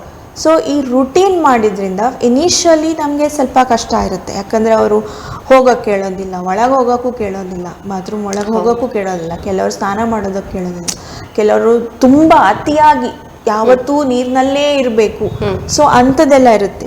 ಸೊ ಇದನ್ನೆಲ್ಲ ನಾವು ಆ ಕಾಂಟೆಕ್ಸ್ಟ್ ಇರುವಾಗಲೇ ಒಂದು ಆ್ಯಕ್ಟಿವಿಟಿಯನ್ನು ಒಂದು 4-5 ಸ್ಟೆಪ್ ಅಥವಾ 10 ಸ್ಟೆಪ್ಪಲ್ಲಿ ಅದನ್ನು ಸ್ವಲ್ಪ ಸಿಂಪಲ್ ಸ್ಟೆಪ್ ಆಗಿ ನಾವು ಮಾಡಿಕೊಂಡು ಒಂದೊಂದೇ ಸ್ಟೆಪ್ಪನ್ನು ಇಂಡಿಪೆಂಡೆಂಟ್ ಮಾಡ್ತಾ ಬರಬೇಕು. ಇದು ಮನೆಯಲ್ಲಿ ಮಾಡಿದರೆ ಅವರಿಗೂ ಒಂದು ಎಂತ ಬರುತ್ತೆ, ಒಂದು ಸೆಲ್ಫ್ ಕಾನ್ಫಿಡೆನ್ಸ್ ಬರುತ್ತೆ. ಓ, ನಾನು ಮಾಡೋಕ್ಕೆ ಬರುತ್ತೆ, ಏನು ನಾನು ಡಿಪೆಂಡೆಂಟ್ ಆಗಿ ಇರಬೇಕಾಗಿಲ್ಲ. ಪೇರೆಂಟ್ ಮತ್ತು ಕ್ಯಾರ್ ಗಿವರಿಗೂ ಸ್ವಲ್ಪ ಸುಲಭ ಆಗುತ್ತೆ ಏಜ್ ಆದಾಗ. ಬಟ್ ಇನಿಷಿಯಲ್ ಇಯರ್ಸ್ ಅಲ್ಲಿ ವೆನ್ ವಿ ಸ್ಟಾರ್ಟ್, ಅದು ಸ್ವಲ್ಪ ಕಷ್ಟನೇ. ಯಾಕಂದ್ರೆ ಪ್ರತಿದಿನ ಬೇರೆ ಬೇರೆ ತರ ಚಾಲೆಂಜಸ್ ಬರುತ್ತೆ. ಅದನ್ನು ಐಡೆಂಟಿಫೈ ಮಾಡಕ್ಕೆ ಕಲಿಬೇಕು ನಾವು ಮನೆಯಲ್ಲಿ. ಅದನ್ನು ಐಡೆಂಟಿಫೈ ಮಾಡಿಬಿಟ್ಟು, ಓ ಇದು ಅದೊಂದು ಬಿಹೇವಿಯರ್ ಥರ ತಗೋಬಾರ್ದು. ಎಲ್ಲನೂ ಬಿಹೇವಿಯರ್ ದೃಷ್ಟಿಯಿಂದ ನೋಡಿದರೆ ನಮ್ಗೆಲ್ಲನೂ ಬಿಹೇವಿಯರ್ ಅಂತಲೇ ಕಾಣುತ್ತೆ. ಬಟ್ ಎಲ್ಲವನ್ನು ಒಂಥರ ಓಕೆ ಇದು ಆಗ್ತಾ ಇದೆ, ಒಬ್ಸರ್ವ್ ಮಾಡಬೇಕು, ಯಾಕೆ ಆಗ್ತಾ ಇದೆ ಅದನ್ನೊಂದು ಜರ್ನಲ್ ಅಂತ ನಾವು ಮಾಡಿಕೊಂಡು ಇಟ್ಕೋಬೇಕು. ಎವ್ರಿ ಡೇ ಇನಿಷಿಯಲ್ ಡೇಸಲ್ಲಿ ಇದನ್ನು ಮಾಡಲೇಬೇಕಾದದ್ದು. ಇದು ನಮಗೆ ತುಂಬ ಹೆಲ್ಪ್ ಆಗುತ್ತೆ. ಅಂದರೆ ಇದನ್ನು ನಾವು ಬರ್ಕೊಂಡಿಟ್ರೆ, ಒಂದು ಜರ್ನಲ್ ಮಾಡಿದ್ರೆ ಇವತ್ತು ಈ ಆ್ಯಕ್ಟಿವಿಟಿ ಮಾಡುವಾಗ ಇಂಥದ್ದೆಲ್ಲ ಬಂತು, ಓಕೆ ನಾಳೆ ಇಂಥದ್ದೆಲ್ಲ ಬಂತು, ಇದನ್ನು ನಾವು ಅವರ ಥೆರಪಿಸ್ಟ್ಗಳ ಹತ್ರ ನಾವು ಡಿಸ್ಕಸ್ ಮಾಡ್ಬೋದು. ಹೀಗಾದರೆ ಏನು ಮಾಡಬೇಕು, ಹೇಗೆ ಅದನ್ನು ಪರಿಹಾರ ಮಾಡ್ಕೋಬೇಕು. ಸೊ ಅದಕ್ಕೆಲ್ಲದಕ್ಕೂ ಸೊಲ್ಯೂಷನ್ಸ್ ಅಂತ ಇರುತ್ತೆ, ಅದು ಒಟ್ಟಿಯಲ್ಲಿ ಹೇಳಿಕೊಡ್ತಾರೆ. ಅಂದರೆ ಈಗ ಡೈಲಿ ಚಟುವಟಿಕೆಗಳಲ್ಲಿ ನೀವು ಹೇಳಿದ್ರಿ, ಸ್ನಾನ ಮಾಡೋದು, ಬ್ರಷ್ ಮಾಡೋದು ಎಲ್ಲ 4 ದಿನ ಕಂಟಿನ್ಯೂಸ್ ಆಗಿ ಮಾಡ್ತಾರೆ. 5ನೇ ದಿನ ಮಾಡೋದಿಲ್ಲ ಅಂತ ಹೇಳುವಂಥ ಚಾಲೆಂಜಸ್ಗಳು ಅದೂ ಇರುತ್ತೆ, ಇದೆಯಾ? ಆದರೂ ನಾವು ಗಿವ್ ಅಪ್ ಮಾಡಬಾರ್ದು, ಅದನ್ನು ಮಾಡ್ತಾ ಹೋಗಬೇಕು. ಮತ್ತು ಓಕೆ ಕೆಲವೊಮ್ಮೆ ಏನಾಗುತ್ತೆ ನಮಗೆ ನೆನಪಿಗೆ ಬರೋದಿಲ್ಲ, ವಿ ಮೈಟ್ ಮಿಸ್, ಯಾಕಂದರೆ ಬೇರೆ ಟೆನ್ಷನ್ಸ್ ಇರುತ್ತೆ ಲೈಫಲ್ಲಿ. ಬಟ್ ಅದಕ್ಕೆ ಅಂತ ಒಂದು ಸೊಲ್ಯೂಷನ್ನು ಇದೆ, ಒಂದು ವಿಜುವಲ್ ರಿಮೈಂಡರ್ಸ್ ಅಥವಾ ವಿಜುವಲ್ ಸ್ಕೆಡ್ಯೂಲಿಂಗ್ ಅಂತ. ಒಂದು ಪಿಕ್ಚರ್ಸ್ ಮುಖಾಂತರ ನಾವು ನಮಗೆ ಮತ್ತು ಮಗುವಿಗೆ ಸಹ ಒಂದು ಶೆಡ್ಯೂಲ್ ಅಂತ ಮಾಡ್ಕೊಳ್ಳೋದು, ಒಂದು ಪಿಕ್ಚರ್ ಹಾಕ್ಕೊಳ್ಳೋದು. ಈ ಫಸ್ಟ್ ಮಾರ್ನಿಂಗ್ ಎತ್ಕೊಳ್ಳಿ ಇದು ಮಾಡೋದು ಒಂದು ಲಿಸ್ಟ್ ಪ್ರಿಂಟ್ ಔಟ್ ತಗೊಂಡು ಎಲ್ಲಿಯಾದರೂ ಒಂದು ಎದುರಲ್ಲಿ ಇಡಬೇಕು. ಸೊ ದ್ಯಾಟ್ ಅದನ್ನು ನೋಡ್ತಾ ಓಕೆ ಮರ್ತು ಹೋದ್ರು ಸಹ to come back and to see ಅದು ಮಾಡಿದೇವಾ ಇಲ್ವಾ. ಸೊ ಅದಕ್ಕೋಸ್ಕರ ಹಗೂರ ಒಂದೊಂದು ವಾರಕ್ಕೆ ಒಂದು ಗೋಲ್ ಇಡುವಂಥದ್ದು. ಇದನ್ನು ಈ ವಾರದಲ್ಲಿ ಇದನ್ನು ನಾನು ಕಲಿಸ್ತೇನೆ ನನ್ನ ಮಗುವಿಗೆ. ಅದು ಒಂದು ವಾರದಲ್ಲೇ ಆಗ್ಬೇಕಂತ ಇಡಬಾರ್ದು, ಎಕ್ಸ್ಪೆಕ್ಟೇಷನ್ಸ್ ಇಡಬಾರ್ದು. ಅದು ಜಾಸ್ತಿನೂ ಹೋಗ್ಬೋದು. ಕೆಲವು ಮಕ್ಕಳು ಬೇಗ ಕಲಿತಾರೆ, ಕೆಲವು ಮಕ್ಕಳು ಸ್ವಲ್ಪ ಸ್ಲೋ ಕಲಿತಾರೆ. ಓಕೆ. ಇನ್ನು ಈ ಮಗುವಿನ ಒಂದು ವಯಸ್ಸಿಗೆ ಅನುಗುಣವಾಗಿ ಈ ಚಟುವಟಿಕೆಗಳನ್ನು ಯಾವ ರೀತಿಯಾಗಿ ಮಾಡಿಫೈ ಮಾಡಬಹುದು? ಈಗ ಮಗು ಸಣ್ಣ ಇರುವಾಗ ಮೇನ್ ಅದಕ್ಕೆ ಏನು ಬೇಕು, ಏನು ಮಾಡಬೇಕಾ ಮಗು, ಸಣ್ಣ ಮಗು ಒಂದು ಮೇ ಬಿ 1 year ಒಳಗೆ ನಮಗೇನು ಗೊತ್ತಾಗಲ್ಲ. ಆದರೂ ಪ್ಲೇಗೆ ಮಹತ್ವ ಜಾಸ್ತಿ ಇದೆ, ಪ್ಲೇಗೆ ಮತ್ತು ಕಮ್ಯುನಿಕೇಷನಿಗೆ. ಮತ್ತು ಒಂದು 2 years ತನಕ ಅದೇ ಹಾಗೆ ಹೋಗುತ್ತೆ. 2 to 5 years ತನಕ ಅವರು ಈ ಎಲ್ಲ ಚಟುವಟಿಕೆಗಳಲ್ಲೂ ಒಂದು ಚೂರು ಪಾರ್ಟಿಸಿಪೇಟ್ ಮಾಡೋಕ್ಕೆ ಸ್ಟಾರ್ಟ್ ಮಾಡ್ತಾರೆ. ಅವರಿಗೆ ತಿನ್ನೋದನ್ನು ಕಲಿಸೋದು, ಕುಡಿಯೋದನ್ನು ಕಲಿಸೋದು, ಮತ್ತು ಒಂದು ಡ್ರೆಸ್ಸನ್ನು ಹೇಗೆ ಚೇಂಜ್ ಮಾಡೋದು ಅದನ್ನು ಪ್ರೋಸೆಸ್ ಸ್ಟಾರ್ಟ್ ಮಾಡಬೇಕು. ಇದು ಅವರಿಗೆ ಕೊಡು, ಅದು ಇವರಿಗೆ ಕೊಡು ಅಂಥದ್ದನ್ನೆಲ್ಲ ಮಹತ್ವ ಜಾಸ್ತಿ ಕೊಡಬೇಕು. ಅಂದರೆ ಬೇಸಿಕ್ ಸ್ಕಿಲ್ಸ್. ಮತ್ತು ಔಟ್ಡೋರ್ ಪ್ಲೇ ಕರ್ಕೊಂಡು ಹೋಗೋದು, ಇದಕ್ಕೆಲ್ಲ ಮಹತ್ವ ಜಾಸ್ತಿ ಕೊಡಬೇಕು. ಅದನ್ನು ಮಾಡ್ತಾ ಮಾಡ್ತಾ ಅವರಿಗೂ ಗೊತ್ತಾಗುತ್ತೆ, ಓ ನಾನು ಇದನ್ನೆಲ್ಲ ಮಾಡಬೇಕು, ಇದು ನನ್ನ ಜವಾಬ್ದಾರಿ. ಮತ್ತು ಅವರು ಒಂದೊಂದು ಅಂದರೆ ಇನಿಷಿಯೇಷನ್ ತೋರಿಸ್ತಾರೆ. ಆಫ್ಟರ್ ಸಮ್ ಟೈಮ್ ವರ್ಕ್ ಮಾಡಲಿಕ್ಕೆ ನಾವು ಮಗುವಿನೊಟ್ಟಿಗೆ ಕಲಿಸ್ಲಿಕ್ಕೆ ಸ್ಟಾರ್ಟ್ ಮಾಡುವಾಗ ಕೆಲವು ಸ್ಟೆಪ್ಸ್ ಆಗುವಾಗ ಅವರೇ ಒಂದು ಕೈ ಮುಂದೆ ಬಂದು ಅದನ್ನು ಮಾಡಲಿಕ್ಕೆ ಕಲಿಸಿದ್ದನ್ನು ಅವ್ರು ಇನಿಷಿಯೇಟ್ ಮಾಡ್ತಾರೆ. ಆ ಕ್ಯೂಸನ್ನು ನಾವು ಐಡೆಂಟಿಫೈ ಮಾಡಬೇಕು. ಐಡೆಂಟಿಫೈ ಮಾಡಿ ಅವರಿಗೆ ಅದನ್ನು ಮಾಡಲಿಕ್ಕೆ ಟೈಮ್ ಕೊಟ್ಟು ಸ್ಪೇಸ್ ಕೊಟ್ಟು ಅದನ್ನು ನೆಕ್ಸ್ಟ್ ಸ್ಟೆಪ್ಪಿಗೆ ಕರ್ಕೊಂಡು ಹೋಗ್ಬೇಕು ಅವರು. ಹಾಗೆ ಮಾಡ್ತಾ ಮಾಡ್ತಾ ಸೊ ಇದು ಒಂದು 5 years ತನಕ ಇದೇ ಇರುತ್ತೆ ಅವರಿಗೆ, ಟಾಯ್ಲೆಟ್ಗೆ ಟ್ರೈನ್ ಮಾಡೋದಾ ಇದು ಮಾಡೋದು. ಬಟ್ ಆಫ್ಟರ್ 5 years ಅವರಿಗೆ ಬೇರೆ ಥರ ಕೋಪಿಂಗ್ ರೆಗ್ಯುಲೇಷನ್, ಈಗ ಆ್ಯಂಗರ್ ಇಮೋಷ್ನಲ್ ರೆಗ್ಯುಲೇಷನ್ಸ್ ಅದರಲ್ಲಿ ಚಾಲೆಂಜಸ್ ಬರ್ಲಿಕ್ಕೆ ಸ್ಟಾರ್ಟ್ ಆಗುತ್ತೆ. ಅದನ್ನು ಒಂಚೂರು ಹೇಳ್ಕೊಡೋದು. ಓಕೆ, ಈಗ ಬಿಹೇವಿಯರ್ಸ್ ಬಂತು, ಕೋಪ ಬಂತು, ಅದನ್ನು ನಾವು ಅವರಿಗೆ ಹೇಳ್ಕೊಡ್ಬೇಕು. ಅವ್ರಿಗೆ ಅದು ಗೊತ್ತಿರೋದಿಲ್ಲ, ನನಗೆ ಕೋಪ ಬಂದಿದೆ ಅಂತಲೂ ಗೊತ್ತಿರೋದಿಲ್ಲ. ಕೋಪ ಬಂದಿದೆ, ನಾನು ಸೆಲ್ಫ್ ಏನೋ ಹಾರ್ಮ್ ಮಾಡಿದೆ, ಹೀಗೆ ಏನಾದರೂ ಒಂದಿದ್ರೆ ಅದನ್ನು ಅವರಿಗೆ ಹೇಳ್ಕೊಡ್ಬೇಕು. ಅವರು ಕಾಮ್ ಡೌನ್ ಆದಮೇಲೆ ಆವಾಗ ಹೇಳ್ಕೊಡ್ಬೇಕು, ನಿನಗೆ ಕೋಪ ಬಂದಿದೆ, ಇದು ಕೋಪ, ಇದಕ್ಕೆ ಏನು ಮಾಡಬೇಕು. ಓಕೆ, 1-2-3 ಆಪ್ಷನ್ಸ್ ಕೊಡೋದು, ನೋಡು ಹೀಗೀಗೆ ಮಾಡಬೇಕು, ನಿಮ್ಗೆ ಏನು ಮಾಡಬೇಕು ಇದರಲ್ಲಿ. ಸೊ ಹೀಗೆ ಒಂದು ಟ್ರಬಲ್ ಶೂಟ್ ಮಾಡ್ಕೊಳ್ಳೋದು. ಕೆಲವು ಮಕ್ಕಳಿಗೆ ಮಾತಾಡಿದರೆ ಅರ್ಥ ಆಗೋದಿಲ್ಲ. ಸೊ ಒಂದು ಪಿಕ್ಚರ್ ಮುಖಾಂತರ, ಒಂದು ಸ್ಟೋರಿ ಮುಖಾಂತರ ಬಿಹೇವಿಯರನ್ನು ಚೇಂಜ್ ಮಾಡ್ಕೊಬೋದು. ಸೊ ಹೀಗೆ ಮಾಡೋದು. ಮತ್ತು ಆಫ್ಟರ್ 10 years ಮೇ ಬಿ ಅವರು 5 to 10 years ಅಕಾಡೆಮಿಕ್ಸಲ್ಲಿ ಸ್ಟಾರ್ಟ್ ಮಾಡಿರ್ತಾರೆ. ಆಗ ತುಂಬ ಚಾಲೆಂಜಸ್ ಇರುತ್ತೆ, ಹಿಡಿಯೋದಕ್ಕೆ ಬರೋದಿಲ್ಲ, ಇದು ಬರೋದಿಲ್ಲ. ಸೊ ಅದಕ್ಕೆ ತಕ್ಕಾಗಿ ಏನೆಲ್ಲ ಆ್ಯಕ್ಟಿವಿಟೀಸ್ ಹೇಳ್ಕೊಡ್ತಾರೆ, ಏನೆಲ್ಲ ಇಂಟರ್ವೆನ್ಷನ್ ಹೇಳ್ಕೊಡ್ತಾರೆ, ಅದನ್ನು ಮನೆಯಲ್ಲಿ ಹಂತವಾಗಿ ಅವರಿಗೆ ಮಾಡ್ತಾ ಹೋಗೋದು. ಬಟ್ ಪ್ಲೇಯನ್ನು ಮಾಡಲೇಬೇಕು. Up to 15 years play is very important. Outdoor play ಮತ್ತು ನೇಚರಲ್ಲಿ ಕರ್ಕೊಂಡು ಹೋಗೋದು ಮಗುವನ್ನು, ಇದೆಲ್ಲ ವೆರಿ ವೆರಿ ಇಂಪಾರ್ಟೆಂಟ್. ಇದೆಲ್ಲ ಏನು ಕೊಡುತ್ತೆ, ನೇಚರಲ್ಲಿಯೇ ನಮ್ಮದು ಆನ್ಸರ್ಸ್ ಇರುತ್ತೆ. ಆ್ಯಕ್ಚುಲಿ ಯಾವ ಏಜಿನ ಮಕ್ಕಳಿಗೂ ಸಹ, ನಮಗೂ ನಿಮಗೂ, ಸ್ಪೆಷಲ್ ನೀಡ್ಸ್ ಮಕ್ಕಳಿಗೂ ಸಹ ನೇಚರ್, ನಾವು ಹುಟ್ಟಿದೆ ನೇಚರಿಂದ. ಸೊ ನಮ್ಮ ಎಲ್ಲ ಆನ್ಸರ್ಸು ಅದರಲ್ಲೇ ಇರುತ್ತೆ. Going in a sunlight, walking in a sunlight, ಬೇರ್ ಫುಟ್ ವಾಕ್ ಮಾಡುವಂಥದ್ದು, ಮತ್ತು ನೀರಿನಲ್ಲಿ ಆಟವಾಡುವಂಥದ್ದು, ಗಾರ್ಡನಿಂಗ್ ಮಾಡುವಂಥದ್ದು, ಇದೆಲ್ಲ ಏನಾಗುತ್ತೆ ನಮಗೆ ನಮ್ಮ ಸೆನ್ಸರಿ ನೀಡ್ಸನ್ನು ಫುಲ್ಫಿಲ್ ಮಾಡುತ್ತೆ. ಸ್ಪೆಷಲ್ ನೀಡ್ಸ್ ಮಕ್ಕಳಿಗೆ ಸ್ವಲ್ಪ ಜಾಸ್ತಿ ಬೇಕಾಗ್ಬೋದು. ನಮಗೂ ಹೇಗ್ ಬೇಕು ಅವರಿಗೂ ಬೇಕಾಗುತ್ತೆ. ನಮ್ಗೆ ರೂಢಿ ಆಗಿರುತ್ತೆ, ನಾವು ಮಾಡ್ತಾ ಹೋಗ್ತೀವಿ, ಆಟೋಮ್ಯಾಟಿಕ್ ಆಗುತ್ತೆ. ಅವರಿಗೆ ಆಟೋಮ್ಯಾಟಿಕ್ ಬಟನ್ ಇರೋದಿಲ್ಲ. ಸೊ ಅದನ್ನ ನಾವು ಅವರಿಗೆ ಕಲಿಸ್ಕೊಂಡು ಒಂದು ರೂಟೀನ್ ಮಾಡಿದ್ರೆ, ಆ ರೂಟೀನ್ ಅಂತ ಕಲ್ತ್ಕೊಂಡು ಅವರು ಮುಂದೆ ಅವರ ಜೀವನವನ್ನು ಆರಾಮದಲ್ಲಿ ತೆಗಿಬಹುದು. ಚಾಲೆಂಜಸ್ ಬರುತ್ತೆ, ಬಟ್ ಆ ಚಾಲೆಂಜಸ್ ಟ್ರಬಲ್ ಶೂಟ್ ಮಾಡಕ್ಕೆ ಅವರಲ್ಲಿ ಒಂದು ಬ್ಯಾಂಕ್ ಇರುತ್ತೆ ತಲೆಯಲ್ಲಿ. ಓ, ಇದನ್ನ ನನ್ನ ಅಮ್ಮ ಹೇಳ್ಕೊಟ್ಟಿದ್ದಾರೆ, ಅಥವಾ ಟೀಚರ್ ಹೇಳ್ಕೊಟ್ಟಿದ್ದಾರೆ, ಅಥವಾ ಯಾರಾದ್ರೂ ಹೇಳ್ಕೊಟ್ಟಿದ್ದಾರೆ, ನಾನು ಇದನ್ನ ಮುಂಚೆ ಮಾಡಿದ್ದೀನಿ. ಸೊ ಅದನ್ನ ಮಾಡ್ತಾ ಮಾಡ್ತಾ ಅವರ ಬುದ್ಧಿ ಬೆಳವಣಿಗೆಗೆ ಸಹ ಉಪಯೋಗ ಆಗುತ್ತೆ, ಹೆಲ್ಪ್ ಆಗುತ್ತೆ. ಅದು ಅಲ್ಲದೆ ಅವರಿಗೆ ಕೆಲವೊಂದು ಇಂಟ್ರೆಸ್ಟ್ಗಳು ಬರ್ಲಿಕ್ಕೆ ಸ್ಟಾರ್ಟ್ ಆಗುತ್ತೆ. ಈಗ ನೀವು ಅವಾಗಲೇ ಹೇಳಿದ್ರಿ ಗಾರ್ಡನಿಂಗ್ ಮಾಡುವಾಗ ಏನು ಅವರ ಕೈಯಿಂದಲೇ ಏನು ಬೀಜ ಹಾಕ್ತಾರೆ ಅಥವಾ ಏನಾದ್ರೂ ಮಾಡ್ಬೇಕಾದ್ರೆ ಸ್ವಲ್ಪ ಸಮಯದ ನಂತರ ಆ ಗಿಡ ಬೆಳೆದು ದೊಡ್ಡದಾಗುವಾಗ ಅದನ್ನೆಲ್ಲ ಹೇಳಿಕೊಡ್ತಾ ಹೋದಾಗೆ ಅದರಲ್ಲೂ ಇಂಟ್ರೆಸ್ಟ್ ಜಾಸ್ತಿ ಬರುತ್ತೆ. ಮತ್ತೆ ಕುಕ್ಕಿಂಗ್, ಕೆಲವು ಮಕ್ಕಳು ಕುಕ್ಕಿಂಗು ಕಲಿತಾರೆ. ಮತ್ತೆ ಅವರಿಗೆ ಅದೇ ಹಂತವಾಗಿ ಅವರನ್ನು ಮನೆ ಕೆಲಸದಲ್ಲಿ ನಾವು ಇನ್ವಾಲ್ವ್ ಮಾಡ್ಕೋಬೇಕು. ಯಾವುದೇ ಮಕ್ಕಳಿರಲಿ, ಎಲ್ಲರೂ ಈ ಲೈಫ್ ಸ್ಕಿಲ್ ಅನ್ನು ಕಲಿಬೇಕಾದದ್ದೇ. ಅದರಲ್ಲಿ ಸ್ಪೆಷಲ್ ನೀಡ್ಸಿಗೆ ಬೇಡ ಹಾಗೇನು ಇಲ್ಲ, ಎಲ್ಲರೂ ಕಲಿಬೇಕಾದಂಥದ್ದು. ಯಾಕಂದ್ರೆ we have to live, even if we have everybody, even if we don't have everybody, we can not stop living. So ಇದೆಲ್ಲ ಕಲಿಬೇಕಾದಂಥದ್ದು. ಮೇ ಬಿ ಇವರು ಸ್ವಲ್ಪ ಹಗೂರ ಕಲಿತಾರೆ, ಅದಕ್ಕೆ ಅಂತ ಓಕೆ, ನೀವು ಕಲಿತ ಹಾಗೆ ಅವರಿಗೆ ಸ್ವಲ್ಪ ಕಷ್ಟ ಆಗ್ಬೋದು. ಈಗ ನಾನು ನಿಮ್ಗೆ ಹೀಗೆ ಮಾಡು ಅಂತ ಹೇಳ್ತೀನಿ, ನಿಮ್ಗೆ ಮಾಡ್ಲಿಕ್ಕೆ ಬರುತ್ತೆ, because you have already done it, you have that potential. But ಇವರಿಗೆ ಅದು ಹೇಳಿದ್ದನ್ನು ಪ್ರೋಸೆಸ್ ಮಾಡಿ ತಲೆಯಿಂದ ಆ ಸಿಗ್ನಲ್ ಬರಬೇಕಾದ್ರೆ ಲೇಟ್ ಆಗಿರುತ್ತೆ. ಸೊ ಅದನ್ನ ನಾವು ಬೆಳೆದ ಮೇಲೆ ಮಾಡೋದಕ್ಕೆ ಕಷ್ಟ ಆಗುತ್ತೆ. ಸೊ ಸಣ್ಣ ಏಜಿಂದಲೇ ಅವರಿಗೆ ಸಾಧಾರಣ ಎಲ್ಲದರಲ್ಲೂ ಇನ್ವಾಲ್ವ್ ಮಾಡ್ಲಿಕ್ಕೆ ಅಪಾರ್ಚುನಿಟಿ ಕೊಡ್ಲೇಬೇಕು. ಈ ಅಪಾರ್ಚುನಿಟಿ ಕೊಟ್ಟಾಗ್ಲೇ ನಮ್ಗೆ ಗೊತ್ತಾಗುತ್ತೆ, ಓ ಅವ್ರಿಗೆ ಪೊಟೆನ್ಷಿಯಲ್ ಇದೆಯಾ ಇಲ್ವಾ, ಏನಾಗುತ್ತೆ, ಅವರಿಗೆ ಯಾವುದ್ರಲ್ಲಿ ಇಂಟ್ರೆಸ್ಟ್ ಜಾಸ್ತಿ ಇದೆ, ಆ ಮೂಲಕ ಅವರನ್ನು ಕಲಿಸ್ತಾ ಹೋಗ್ಬೋದು. ಈಗ ಕೆಲವು ಎಕ್ಸಾಂಪಲ್ಸ್ ಹೇಳ್ತೀನಿ, ಕೆಲವು ನನ್ಗೆ ಗೊತ್ತಿರೋ ಅಂಥದ್ದು.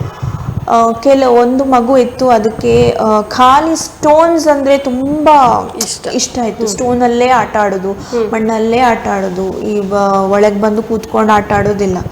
ಸೊ ಆ ಮಗುವಿಗೆ ಹೇಗೆ ಕಲ್ಸೋದಪ್ಪ ಅಂತ ಆಯ್ತಂತೆ ಆ ಪೇರೆಂಟ್ಸ್ಗೆ. ಅವರು ಮತ್ತೆ ಅದು ಥೆರಪಿಸ್ಟ್ಗಳ ಹತ್ರ ಮಾತಾಡ್ತಾ ತುಂಬಾ ಸ್ಟ್ರಾಟಜೀಸ್ ಎಲ್ಲ ಯೂಸ್ ಮಾಡಿದ್ರು. ಮತ್ತೆ ಅವರದು ಇಂಟ್ರೆಸ್ಟ್ ಬಗ್ಗೆ ನೋಡುವಾಗ ಸ್ಟೋನ್ಸ್ ಅಲ್ಲಿ ಆಟ ಆಡುತ್ತೆ ಅಂತ ಗೊತ್ತಾಯ್ತು. ಆ ಸ್ಟೋನ್ ಅನ್ನು ಇಟ್ಕೊಂಡು ಅವನಿಗೆ ಮ್ಯಾಥ್ಸು ಕಲಿಸಿದ್ರು.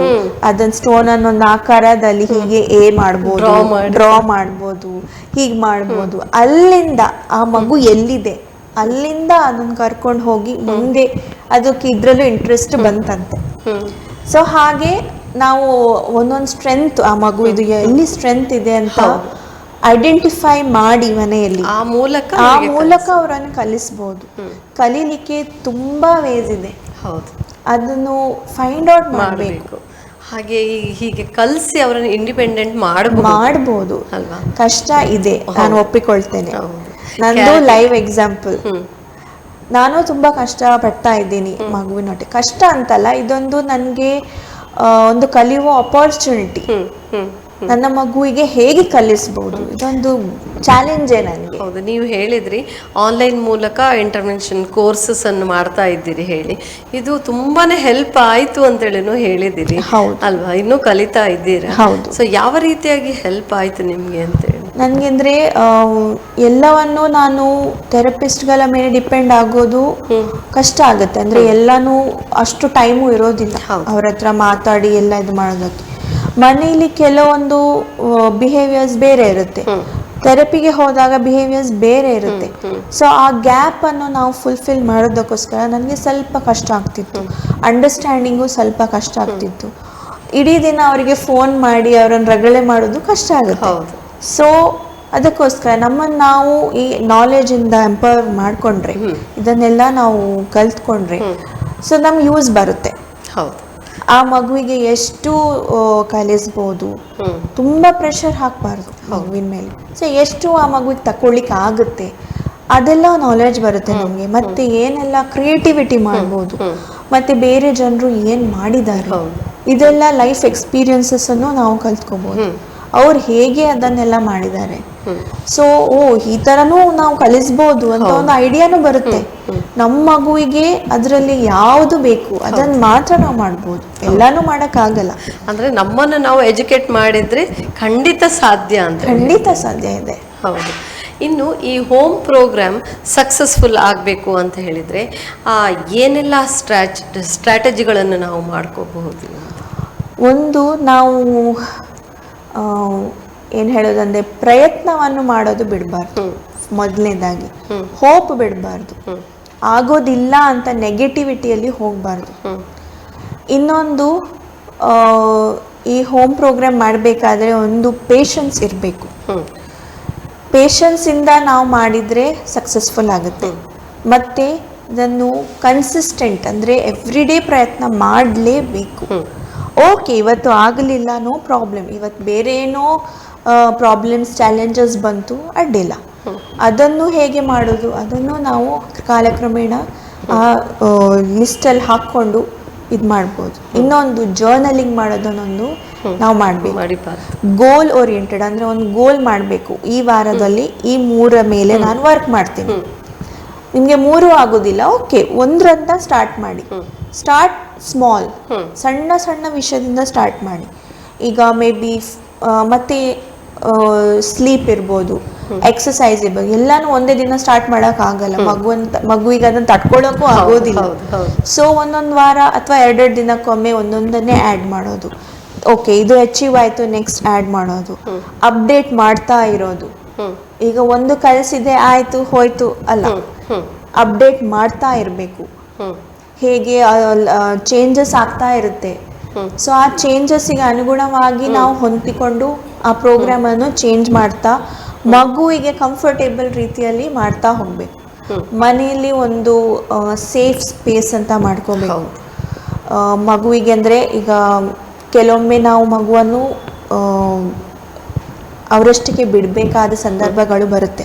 ಮೇ ಬಿ ಒಂದು 15 ಮಿನಿಟ್ಸ್, ಅರ್ಧ ಗಂಟೆ ಬಿಡ್ಬೇಕಾಗಿ ಬರುತ್ತೆ, ಎಲ್ಲರ ಮನೆಯಲ್ಲೂ ಇರುತ್ತೆ. ಸೊ ಆಗ ಮಗುವಿಗೆ ಏನ್ ಮಾಡಬೇಕು ಅಂತ ಗೊತ್ತಿರೋದಿಲ್ಲ. ಅದನ್ನು ನಾವು ಸ್ಟ್ರಕ್ಚರ್ಡ್ ಅಂದ್ರೆ ಒಂದು 15-20 minutes in a day minimum ಅಷ್ಟು ಕೊಟ್ಟರು ಸಾಕಾಗುತ್ತೆ. ಬಟ್ ಎವ್ರಿ ಡೇ ಒಂದು ಸ್ಟ್ರಕ್ಚರ್ಡ್ ರೀತಿಯಲ್ಲಿ ಆ ಮಗುವಿಗೆ ಒಂದು ಕೆಲವು ಆಕ್ಟಿವಿಟೀಸ್ ಅನ್ನು ಕಲಿಸ್ಕೊಳ್ಳೋದು. ಇಷ್ಟೇ ಆದ್ರೂ ಇಷ್ಟೇ, ಅವನು ಒಂದು ಪೆನ್ಸಿಲ್ ಇಟ್ಕೊಂಡು ಹೀಗೆ ಮೂವ್ ಮಾಡಿದ್ರು ಸಾಕಾಗುತ್ತೆ. Maybe that is the smallest thing you can start. Okay, ಅವರು ಎಷ್ಟು ಎಬಿಲಿಟಿ ಇದೆ ಅಷ್ಟು ಮಾಡ್ಬೋದು ಹಾಗೆ. ಸೊ ಅಲ್ಲಿಂದ ಸ್ಟಾರ್ಟ್ ಮಾಡಿಕೊಂಡು ಅವನನ್ನು ಆ ಸ್ಟ್ರಕ್ಚರ್ಡ್ ಎನ್ವೈರ್ಮೆಂಟಲ್ಲಿ ನಾವು ಕಲಿಸಿ, ಅನ್ಸ್ಟ್ರಕ್ಚರ್ಡ್ ಎನ್ವೈರ್ಮೆಂಟಲ್ಲಿ ಅವ್ರು ಏನು ಮಾಡ್ತಾರೆ ಅದನ್ನು ಒಬ್ಸರ್ವ್ ಮಾಡ್ಕೊಬೇಕು. ಹೌದು. ಸೊ ಆ ಅನ್ಸ್ಟ್ರಕ್ಚರ್ಡಲ್ಲಿ ಏನು ಮಾಡ್ತಾರೆ, ದ್ಯಾಟ್ ಈಸ್ ಅ ಮೋಸ್ಟ್, ಅದರಲ್ಲಿ ಅವ್ರು ಹೇಗೆ ಅದನ್ನು ಯುಟಿಲೈಸ್ ಮಾಡ್ಕೊಳ್ತಾರೆ, ತಗೊಳ್ತಾರೆ, ಹೇಗೆ ಅದು ಸೆಲ್ಫ್ ಸ್ಟಿಮ್ಯುಲೇಷನ್ ಮೋಡಿಗೆ ಹೋಗದೆ ಅವರವರನ್ನು ಹೇಗೆ ಎಂಗೇಜ್ ಮಾಡ್ಕೊಳ್ತಾರೆ, ಆ ಅಪಾರ್ಚುನಿಟಿಯನ್ನು ನಾವು ಕೊಡಲೇಬೇಕು. ಆಗ ನಮಗೆ ನಾವು ಕಲಿಸಿದ್ದು ಕರೆಕ್ಟ್ ಇದೆಯಾ ಇಲ್ವಾ ಅದನ್ನು ಗೊತ್ತಾಗುತ್ತೆ ನಮಗೆ. ಒಂದು ವೇಳೆ ನೀವು ಹೇಳಿದ್ರಿ ಅನ್ಸ್ಟ್ರಕ್ಚರ್ಡ್ ಒಂದು ಇದರಲ್ಲಿ ಬಿಟ್ಟಾಗ ಆ ಮಕ್ಕಳು ಬೇರೆ ಏನಾದರೂ ಮಾಡದೆ ಸುಮ್ಮನೆ ಕೂತದ್ದು ಅಥವಾ ಹೆದರಿಕೆಯಿಂದ ಇದ್ದದ್ದು, ಅಂದರೆ ಅಷ್ಟು ಹೊತ್ತ ಸ್ಟ್ರಕ್ಚರ್ಡ್ ಒಂದು ಇದರಲ್ಲಿ ಪೇರೆಂಟ್ಸ್ ಅಥವಾ ಯಾರಾದ್ರೂ ಹತ್ರದಲ್ಲಿ ಇರ್ತಾರೆ ಅಲ್ವಾ. ಸೊ ಈ ಸಂದರ್ಭದಲ್ಲಿ ಮಕ್ಕಳ ಮೇಲೆ ಬೇರೆ ಏನಾದ್ರೂ ಪರಿಣಾಮಗಳು ಬೀರ್ತದ ಅಂತೇಳಿ ಹೆದರುವಂತದ್ದು? ಹೌದು, ಇನಿಷಿಯಲ್ ಸ್ಟೇಜಸ್ ಅಲ್ಲಿ ಚಾನ್ಸಸ್ ಇರುತ್ತೆ. ಸೊ ಅದೇ ಅನ್ಸ್ಟ್ರಕ್ಚರ್ಡ್ ನಾವು ಕೊಡ್ಬೇಕಾದ್ರೆ ಒಂದೇ ಸಲಕ್ಕೆ 1 ಗಂಟೆ ಕೊಡೋದಲ್ಲ, ಆ ಅನ್ಸ್ಟ್ರಕ್ಚರ್ಡ್ ಟೈಮ್ ನಾವು ಕೊಡ್ಬೇಕು. ಯಾಕಂದ್ರೆ ಅವರಿಗೆ ಸೆಲ್ಫ್ ಎಕ್ಸ್ಪ್ರೆಷನ್, ಅದೇ ಹೇಳಿದಾಗ ಅವ್ರು ಕಲ್ತಿದ್ದನ್ನು ಅವರು ಯುಟಿಲೈಸ್ ಮಾಡೋದಕ್ಕೆ, ಒಂದು ಬ್ರೈನ್ ಅನ್ನು ಒಂದು ಯೂಸ್ ಮಾಡೋದಕ್ಕೆ ಅವರಿಗೆ ಒಂದು ಅಪಾರ್ಚುನಿಟಿ ನಾವು ಕೊಡ್ಬೇಕು. ಅಂದ್ರೆ ಯಾರು ಏನ್ ಹೇಳ್ಬಾರ್ದು ಆ ಟೈಮಲ್ಲಿ, ಅವರ ಟೈಮ್ ಅದು ಮೀ ಟೈಮ್ ಅಂತ ಏನ್ ಹೇಳ್ತೀವಿ ಅದು ನಮಗೂ ಬೇಕು ಅವರಿಗೂ ಬೇಕು. ಸೊ ಅದನ್ನ ಅನ್ಸ್ಟ್ರಕ್ಚರ್ಡ್ ಟೈಮ್ ಅಂತಾನು ಹೇಳ್ತೀವಿ. ಸೊ ಆಗ ಇನಿಷಿಯಲ್ ಡೇಸ್ ಅಲ್ಲಿ ಸ್ವಲ್ಪ ನಾವು ಕಷ್ಟ ಆಗುತ್ತೆ. Maybe start with 5 minutes, then slowly 10 minutes, but observation ಇರ್ಬೇಕು. ಇನಿಷಿಯಲ್ ಡೇಸ್ ಅಲ್ಲಿ ಅಬ್ಸರ್ವ್ ಮಾಡ್ತಾ ಮಾಡ್ತಾ ಮಾಡ್ತಾ then once you know that, ಅದು ನಿಮಗೆ ಕಾನ್ಫಿಡೆನ್ಸ್ ಬರುತ್ತೆ ಅವರು ಮಾಡುವಂಥದ್ರಲ್ಲಿ. ಓಕೆ ಹೀಗೀಗ ಆಗ್ತಾ ಇದೆ, ಓಕೆ ನಾನು ಬಿಡ್ಬೋದು ನಾನು ಹೌದು, ಇಷ್ಟು ಹೊತ್ತಿಗೆ ಕಾನ್ಫಿಡೆಂಟಲ್ಲಿ ಬಿಡ್ಬೋದು. ಸೊ ಹಾಗೆ ಮಾಡ್ತಾ ಮಾಡ್ತಾ ಅವರಿಗೂ ನಮ್ಮ ಮೇಲೆ ಡಿಪೆಂಡೆನ್ಸಿ ಕಡಿಮೆ ಆಗುತ್ತೆ, ನಮಗೂ ಒಂದು ಸ್ಟ್ರೆಸ್ ಫ್ರೀ ಟೈಮ್ ಅಂತ ಒಂದು ಸಿಗುತ್ತೆ. ಸೊ ಹೀಗೆ ಮಾಡ್ತಾ ಮಾಡ್ತಾ ನಾವು ಮಗುವನ್ನು ಮನೆಯಲ್ಲಿ ಟ್ರೈನ್ ಮಾಡ್ಕೋಬೋದು. ಓಕೆ, ಅಂದರೆ ನೀವು ಹೇಳಿದ ಪ್ರಕಾರ ಮಕ್ಕಳನ್ನು ಟ್ರೈನ್ ಮಾಡಿ ಸೆಲ್ಫ್ ಇಂಡಿಪೆಂಡೆಂಟ್ ಆಗಿ ಮಾಡಬಹುದು. ಅಂದ್ರೆ ಅವರು ಕಂಪ್ಲೀಟ್ ಇಂಡಿಪೆಂಡೆಂಟ್ ಆಗ್ತಾರೆ ಇಲ್ವಾ ಅದು ನನಗೆ ಹೇಳೋದಕ್ಕೆ ಆಗೋದಿಲ್ಲ. Depends on individual. ಹೌದು, ಅವರದ್ದು ಚಾಲೆಂಜಸ್ ಹೇಗಿರುತ್ತೆ, ಹೋಮ್ ಎನ್ವೈರ್ಮೆಂಟ್ ಹೇಗಿರುತ್ತೆ, ಅವ್ರ ಜೊತೆ ಇದ್ದವ್ರು ಹೇಗಿರ್ತಾರೆ ಅದ್ರ ಮೇಲೆ ಡಿಪೆಂಡ್ ಆಗಿರುತ್ತೆ. ಬಟ್ ಆಟಿಸಮ್ ಇಸ್ ವರ್ಕೇಬಲ್, ವರ್ಕ್ ಮಾಡಕ್ ಆಗುತ್ತೆ. ಚಾಲೆಂಜಸ್ ಅನ್ನು ಸಾಲ್ವ್ ಮಾಡೋದಕ್ಕೆ ಅವ್ರಿಗೆ ಹೇಳ್ಕೊಡ್ಲಿಕ್ಕೆ ಆಗುತ್ತೆ. ಓಕೆ, ಅಂತ ಹೇಳಿದ್ರೆ ನೀವು ಹೇಳೋದು ಇಂತಹ ಪ್ರೋಗ್ರಾಮ್ಗಳು, ಹೋಮ್ ಪ್ರೋಗ್ರಾಮ್ಸ್ಗಳೆಲ್ಲ ತುಂಬ ಇಂಪಾರ್ಟೆಂಟ್ ಆಗಿರುತ್ತೆ. ತುಂಬ ಇಂಪಾರ್ಟೆಂಟ್. ಅಂದರೆ ಹಿಂದೆ ಎಲ್ಲ ಆಟಿಸಮ್ ಅಂದರೆ ಏನು ಅಂತೇಳಿ ಗೊತ್ತಿರಲಿಲ್ಲ ಪೇರೆಂಟ್ಸ್ಗಳಿಗಾಗಿರ್ಬೋದು, ಅಥವಾ ಇಂತಹ ಒಂದು ಮಾಹಿತಿಯನ್ನು ಕೊಡುವಂತಹ ಒಂದು ಸಂಸ್ಥೆಗಳಾಗಿರ್ಬೋದು, ಅಥವಾ ಆನ್ಲೈನ್ ಕ್ಲಾಸಸ್ಗಳಾಗಿರ್ಬೋದು, ಅದು ಇದೆಯಾ ಇಲ್ವಾ ಅಂತೇಳಿ ಕಂಡುಹಿಡಿಯೋದೇ ಕಷ್ಟ ಆಗಿತ್ತು. ಆದರೆ ಇತ್ತೀಚಿನ ದಿನಗಳಲ್ಲಿ ಪ್ರತಿಯೊಂದು ಮಾಹಿತಿಗಳು ನಮಗೆ ಆನ್ಲೈನಲ್ಲಿ ಆಗಿರ್ಬೋದು, ಅಥವಾ ಸಂಸ್ಥೆಗಳಲ್ಲಿ ಆಟಿಸಮ್ ಒಂದು ಇದರಲ್ಲಿ ಮಾಹಿತಿ ಉಳ್ಳ ಒಂದು ಸಂಸ್ಥೆ ಆಗಿರ್ಬೋದು, ಅದರಲ್ಲಿ ಡಾಕ್ಟರ್ಸ್ ಇರ್ಬೋದು, ಎಲ್ಲರೂ ನಮ್ಗೆ ಒಂದು ಹೆಲ್ಪ್ ಮಾಡ್ತಾರೆ ಆ ಮಗುವಿನ ಬೆಳವಣಿಗೆಯಲ್ಲಿ. ಅದು ಅಲ್ಲದೆ ಈ ಪೇರೆಂಟ್ಸ್ ಸ್ವಲ್ಪ ಕಷ್ಟ ಪಡಬೇಕಾಗತ್ತೆ, ಅಥವಾ ಕೇರ್ ಟೇಕರ್ಸ್ ಯಾರು ಇರ್ತಾರೆ, ಪೇರೆಂಟ್ಸ್ಗಳಿಗೆ ಆಗದಿದ್ದಾಗ ಕೇರ್ ಟೇಕರ್ ಅಂತೇಳಿ ಇಟ್ಟಾಗ ಸೊ ಅವರು ಆ ಮಗುವಿನ ಮೇಲೆ ಅಷ್ಟೇ ಒಂದು ಕಾಳಜಿಯಿಂದ ವರ್ಕ್ ಮಾಡ್ಬೇಕಾಗತ್ತೆ. ಸೊ ಕಷ್ಟಪಟ್ಟರೆ ಇಷ್ಟ ಅಂತ ಹೇಳಿ ಇಷ್ಟ ಸಿಗತ್ತೆ ಅಂತ ಹೇಳಿ. ಹೌದು, ಮತ್ತೆ ಹೇಳ್ತಾರಲ್ಲ ಮನೆ ದೇವಾಲಯ ಮೊದಲ ಪಾಠಶಾಲೆ. ಸೊ ಇದು ವೆರಿ ಟ್ರೂ ಫಾರ್ ಆಟಿಸಮ್ ಇರುವ ಮಕ್ಕಳಿಗೆ. ಆಟಿಸಮ್ ಒಂದು ರೋಗ ಅಲ್ಲ, ಅದೇ ಪ್ರತಿಯೊಂದು ಸಲ ನಾವು ಹೇಳುವಂಥದ್ದು ಅದೇ. ಅಂದ್ರೆ ಇತ್ತೀಚಿನ ಕೆಲವೊಂದು ಪೇರೆಂಟ್ಸ್ಗಳು ಫಸ್ಟ್ ಅವರಿಗೆ ಮಕ್ಕಳಿಗೆ ಆಟಿಸಮ್ ಇದೆ ಅಂತೇಳಿ ಗೊತ್ತಾದ ಕೂಡಲೇ ಇದೊಂದು ರೋಗ ಅಂತ ಹೇಳ್ಕೊಂಡು, ಅಥವಾ ಇದು ಗುಣ ಆಗುವ ಪ್ರಶ್ನೆ ಬೇರೆ, ಬಟ್ ಆ ಮಕ್ಕಳನ್ನು ಒಂದು ಇಂಡಿಪೆಂಡೆಂಟ್ ಆಗಿ ಮಾಡಬಹುದು ಅಂತ ಹೇಳುವಂತಹ ಒಂದು ಕಾನ್ಫಿಡೆನ್ಸ್ ಅವರಲ್ಲಿ ಬರುವುದಿಲ್ಲ ಫಸ್ಟಿಗೆ. ಸೊ ಫಸ್ಟಿಗೆ ಏನೇ ಆದ್ರೂ ಸಹ, ಅವರಿಗೆ ಏನೇ ಒಂದು ಲಕ್ಷಣಗಳು ಕಂಡ್ರು ಸಹ ಥೆರಪಿಸ್ಟ್ ಅಥವಾ ಒಂದು ಡಾಕ್ಟರ್ ಹತ್ರ ಮೊದಲು ಸಲಹೆಗಳನ್ನು ಪಡ್ಕೊಳ್ಬೇಕು. ಅದು ಅಲ್ಲದೆ ಇದಕ್ಕೆ ಮಕ್ಕಳನ್ನು ಅವರಲ್ಲಿ ಇರುವಂತಹ ಒಂದು ಏನು ಆಟಿಸಮ್ ಯಾವ ಹಂತದಲ್ಲಿ ಇದೆ ಅಂತ ಹೇಳ್ಕೊಂಡು ಸಹ ನಾವು ಅದನ್ನ ಇದು ಮಾಡ್ಬೋದು. ಅರ್ಲಿ ಬೆಸ್ಟ್ ಅಂತ, earlier the better. But it's not like ಆಗೋದೇ ಇಲ್ಲ ಅಂತ, ಇಂಪಾಸಿಬಲ್ ಅಂತ ಇಲ್ಲ. ಕೆಲವೊಮ್ಮೆ ಫಸ್ಟಿಗೆ ಅರಿವು ಇರುವುದಿಲ್ಲ, ಹೈಪರ್ ಅಂತ ಹೇಳಿ ಇಲ್ಲ ಬರುತ್ತೆ. ನಮ್ಮ ತಾತನಿಗೂ ಸ್ವಲ್ಪ ಲೇಟಾಗಿ ಮಾತಾಡಿದ್ರು ಹಾಗೆಲ್ಲ ತಕೊಳ್ತಾರೆ ಮಕ್ಕಳು. ಲೇಟ್ ಆಗುತ್ತೆ, ಏನಾಗೋದಿಲ್ಲ, ಬರ್ತಾರೆ, ಮಾತಾಡ್ತಾ ಇರಿ. ಅದನ್ನು ಒಂದ್ ಪ್ರಕಾರ ಓಕೆ. ಕೆಲವೊಂದು ಮಕ್ಕಳಿಗೆ ಲೇಟ್ ಆಗಿ ಮಾತು ಬರುತ್ತೆ, ಕೆಲವರಿಗೆ ಮಾತು ಬರೋದಿಲ್ಲ ಆಫ್ಟರ್ ಮೇ ಬಿ 15-18 ಇಯರ್ಸ್ ಆಗ ಬರುತ್ತೆ. ಅದು ಸಹ ಥೆರಪಿ ಮಾಡಿಸ್ತಾ. ಸೊ ಈ ಸ್ಪೀಚಿಗೋಸ್ಕರ ಸಹ ನಾವು ಸ್ಪೀಚ್ ಒಂದೇ ಕಾಂಪೊನೆಂಟ್ ಅಲ್ಲ, ಕಮ್ಯುನಿಕೇಶನ್ ಇದ್ರೆ ಮಾತ್ರ ಸ್ಪೀಚ್ ಬರುತ್ತೆ. Speech is a ultimate thing. Yes, it is a easiest thing actually. But ಅದಕ್ಕಿಂತ ಮುಂಚೆ ಕಮ್ಯುನಿಕೇಶನ್ ಡೆವಲಪ್ ಮಾಡ್ಕೋಬೇಕು ಮನೆಯಲ್ಲಿ ಮಕ್ಕಳೊಟ್ಟಿಗೆ. ಅವರಿಗೆ ಅಂಡರ್ಸ್ಟ್ಯಾಂಡಿಂಗ್ ಇಂಪ್ರೂವ್ ಮಾಡಬೇಕು. ಎಲ್ಲಿ ಚಾಲೆಂಜಸ್ ಇದೆ ಅದನ್ನು ಥೆರಪಿಸ್ಟ್ಗಳ ಹತ್ರ ನಾವು ಮಾತಾಡಿ ಆ ಚಾಲೆಂಜಸ್ ಅನ್ನು ಐಡೆಂಟಿಫೈ ಮಾಡೋದು ದೊಡ್ಡ ಚಾಲೆಂಜ್. ಮತ್ತೆ ದಿನ ಹೋದಾಗೆ ಆ ಮಕ್ಕಳ ಇಡೀ ದಿನಚರಿ ನೋಡಿಕೊಂಡು ಹೇಗೆ ಬಿಹೇವ್ ಮಾಡ್ತಾರೆ, ಏನು ಮಾಡ್ತಾರೆ, ಅದನ್ನು ಹೇಗೆ ಅವರಿಗೆ ಒಂದು ಆಕಾರ ಕೊಡಬೇಕು, ಅದು ಮನೆಯಲ್ಲಿ ನಾವು ಮಾಡಬೇಕಾದದ್ದು. ಯಾಕಂದರೆ ಮನೆಯಲ್ಲಿ ಇರೋದೇ ಟೈಮ್ ಅವರು ಜಾಸ್ತಿ. ಈಗ ಕೆಲವು ಆಟಿಸಮ್ ಮಕ್ಕಳು ಅದರಲ್ಲಿ ಬೇರೆ ಬೇರೆ ಲೆವೆಲ್ಸ್ ಇರುತ್ತೆ.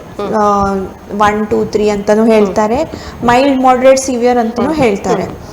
ಕೆಲವು ಮಕ್ಕಳಿಗೆ ತುಂಬಾ ಕಮ್ಮಿ ಪ್ರಾಬ್ಲಮ್ಸ್ ಇರುತ್ತೆ, ಅಂಥವ್ರು ಶಾಲೆಗೂ ಹೋಗ್ತಾರೆ, ಮದ್ವೆನೂ ಮಾಡ್ಕೊಳ್ತಾರೆ, ಜಾಬು ಮಾಡಲಿಕ್ಕೆ ಆಗುತ್ತೆ. ಅಂಥದ್ದು ಎಕ್ಸಾಂಪಲ್ಸು ಇದೆ. ಬಟ್ ಕೆಲವು ಮಾಡ್ರೇಟ್, ಸಿವಿಯರ್ ಮಕ್ಕಳಿಗೆ ಅವರು ಇಂಡಿಪೆಂಡೆಂಟ್ ಆಗಬಹುದು, ಚಾನ್ಸಸ್ ಇದೆ, ಅಷ್ಟೇ ವರ್ಕ್ ಮಾಡಬೇಕು ಮನೆಯಲ್ಲಿ. ಸೊ ಅವ್ರಿಗೆ ಏನೆಲ್ಲ ಚಾಲೆಂಜಸ್ ಇದೆ ಅದರ ಬಗ್ಗೆ ಮಾಹಿತಿಯನ್ನು ನಾವು ತಗೊಂಡು ಆ ಏಜಿಗೆ ಸರಿಯಾಗಿ ಅವರಿಗೆ ಆ ಇಂಟರ್ವೆನ್ಷನ್ ಮಾಡಿದರೆ ಅದನ್ನು ನಾವು ಸಾಲ್ವ್ ಮಾಡಲಿಕ್ಕೆ ಆಗುತ್ತೆ. ವರ್ಕ್ ಮಾಡಿ ಅವರನ್ನೊಂದು ಅಂದರೆ ಫುಲ್ಲಿ ಇಂಡಿಪೆಂಡೆಂಟ್ ಹೇಳೋದಿಲ್ಲ ನಾನು, ಬಟ್ ಅಟ್ಲೀಸ್ಟ್ ಯಾರಾದರೂ ಒಬ್ಬರು ಹತ್ರ ಕ್ಯಾರ್ಟೇಕರ್ ಇದ್ದು ಅವರಾಗಿ ಒಂದು ಮಾನಿಟರ್ ಮಾಡ್ತಾ ಇಂಡಿಪೆಂಡೆಂಟ್ಲಿ ಅವರು ಅವರ ದಿನನಿತ್ಯವನ್ನು ಇದು ಲೈಫನ್ನು ತೆಕ್ಕೊಂಡು ಹೋಗ್ಬೋದು. ಈಗ ನೀವು ಹೇಳಿದಾಗೆ ಕೇರ್ ಟೇಕರ್ ಅಥವಾ ಮದರ್ ಮೇನ್ ಅಮ್ಮ ಅಲ್ವಾ?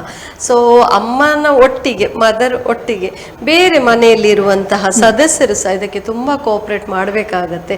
ಇಲ್ಲದೆ ಇದ್ರೆ ನೀನು ಖಾಲಿ ಆ ಮಗುವಿನ ಹಿಂದೆ ಬೀಳ್ತೀಯ, ಅವ್ರಿಗೆ ಏನು ಬರೋದಿಲ್ಲ, ಅದು ಇದು ಸುಮ್ಮನೆ ಟೈಮ್ ವೇಸ್ಟ್ ಮಾಡ್ತೀಯ ಅಂತ ಹೇಳುವವರು ಇದ್ದಾರೆ. ಅವರು ಅದನ್ನು ಅಂಡರ್ಸ್ಟ್ಯಾಂಡ್ ಮಾಡಿಕೊಂಡು ಇಲ್ಲ ನಾವೆಲ್ಲರೂ ಒಟ್ಟಾಗಿ ಈ ಮಗುವನ್ನು ಒಂದು ಇಂಡಿಪೆಂಡೆಂಟ್ ಆಗಿ ಮಾಡ್ಬೋದು, ಜಾಸ್ತಿ ಅಲ್ಲದಿದ್ರು ಸಹ ಅವರ ಒಂದು ಕೆಲಸವನ್ನು ಮಾಡಿಕೊಳ್ಳುವಾಗೆ ಒಂದು ನೀವು ಆವಾಗಲೇ ಹೇಳಿದಾಗೆ ದೈನಂದಿನ ಕೆಲಸಗಳು ಏನೆಲ್ಲ ಇದೆ ಅದನ್ನು ಮಾಡಿಕೊಳ್ಳುವಷ್ಟಾದ್ರೂ ಒಂದು ಇಂಡಿಪೆಂಡೆಂಟ್ ಮಾಡಬಹುದು ಅಂತ ಹೇಳೋದ್ರಲ್ಲಿ ಅವರ ಸಹಕಾರವು ಮುಖ್ಯವಾಗಿದೆ ಅಲ್ವಾ? ಹೌದು.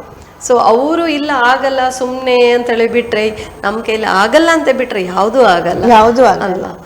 ಅದು ನಾರ್ಮಲ್ ಮಕ್ಕಳು ನಮಗೂ ಲಾಗು ಆಗುತ್ತೆ, ಇಂಥವ್ರಿಗಂತೂ ಇನ್ನೂ ಜಾಸ್ತಿ ಲಾಗು ಆಗುತ್ತೆ. ಸೊ ಯಾವುದೇ ಪ್ರಯತ್ನ ಮಾಡದೆ ನಾವು ಆಗೋದಿಲ್ಲ ಅಂತ ಹೇಳ್ಬಾರ್ದು. ಪ್ರಯತ್ನ ಒಂದು ಭಾರಿ ಮುಖ್ಯ. ಎಲ್ಲ ಪೇರೆಂಟ್ಸ್ಗಳಿಗೂ ನಾನು ಅದೇ ಹೇಳೋದು, ನಾವು ಮಕ್ಕಳಿಗೆ ಲೇಬಲ್ ಮಾಡೋದನ್ನೊಂದು ಬಿಡಬೇಕು. ಆ ಮಗುವಿಗೆ autism, okay that is just a word ಅಂತ ತಗೋಬೇಕು.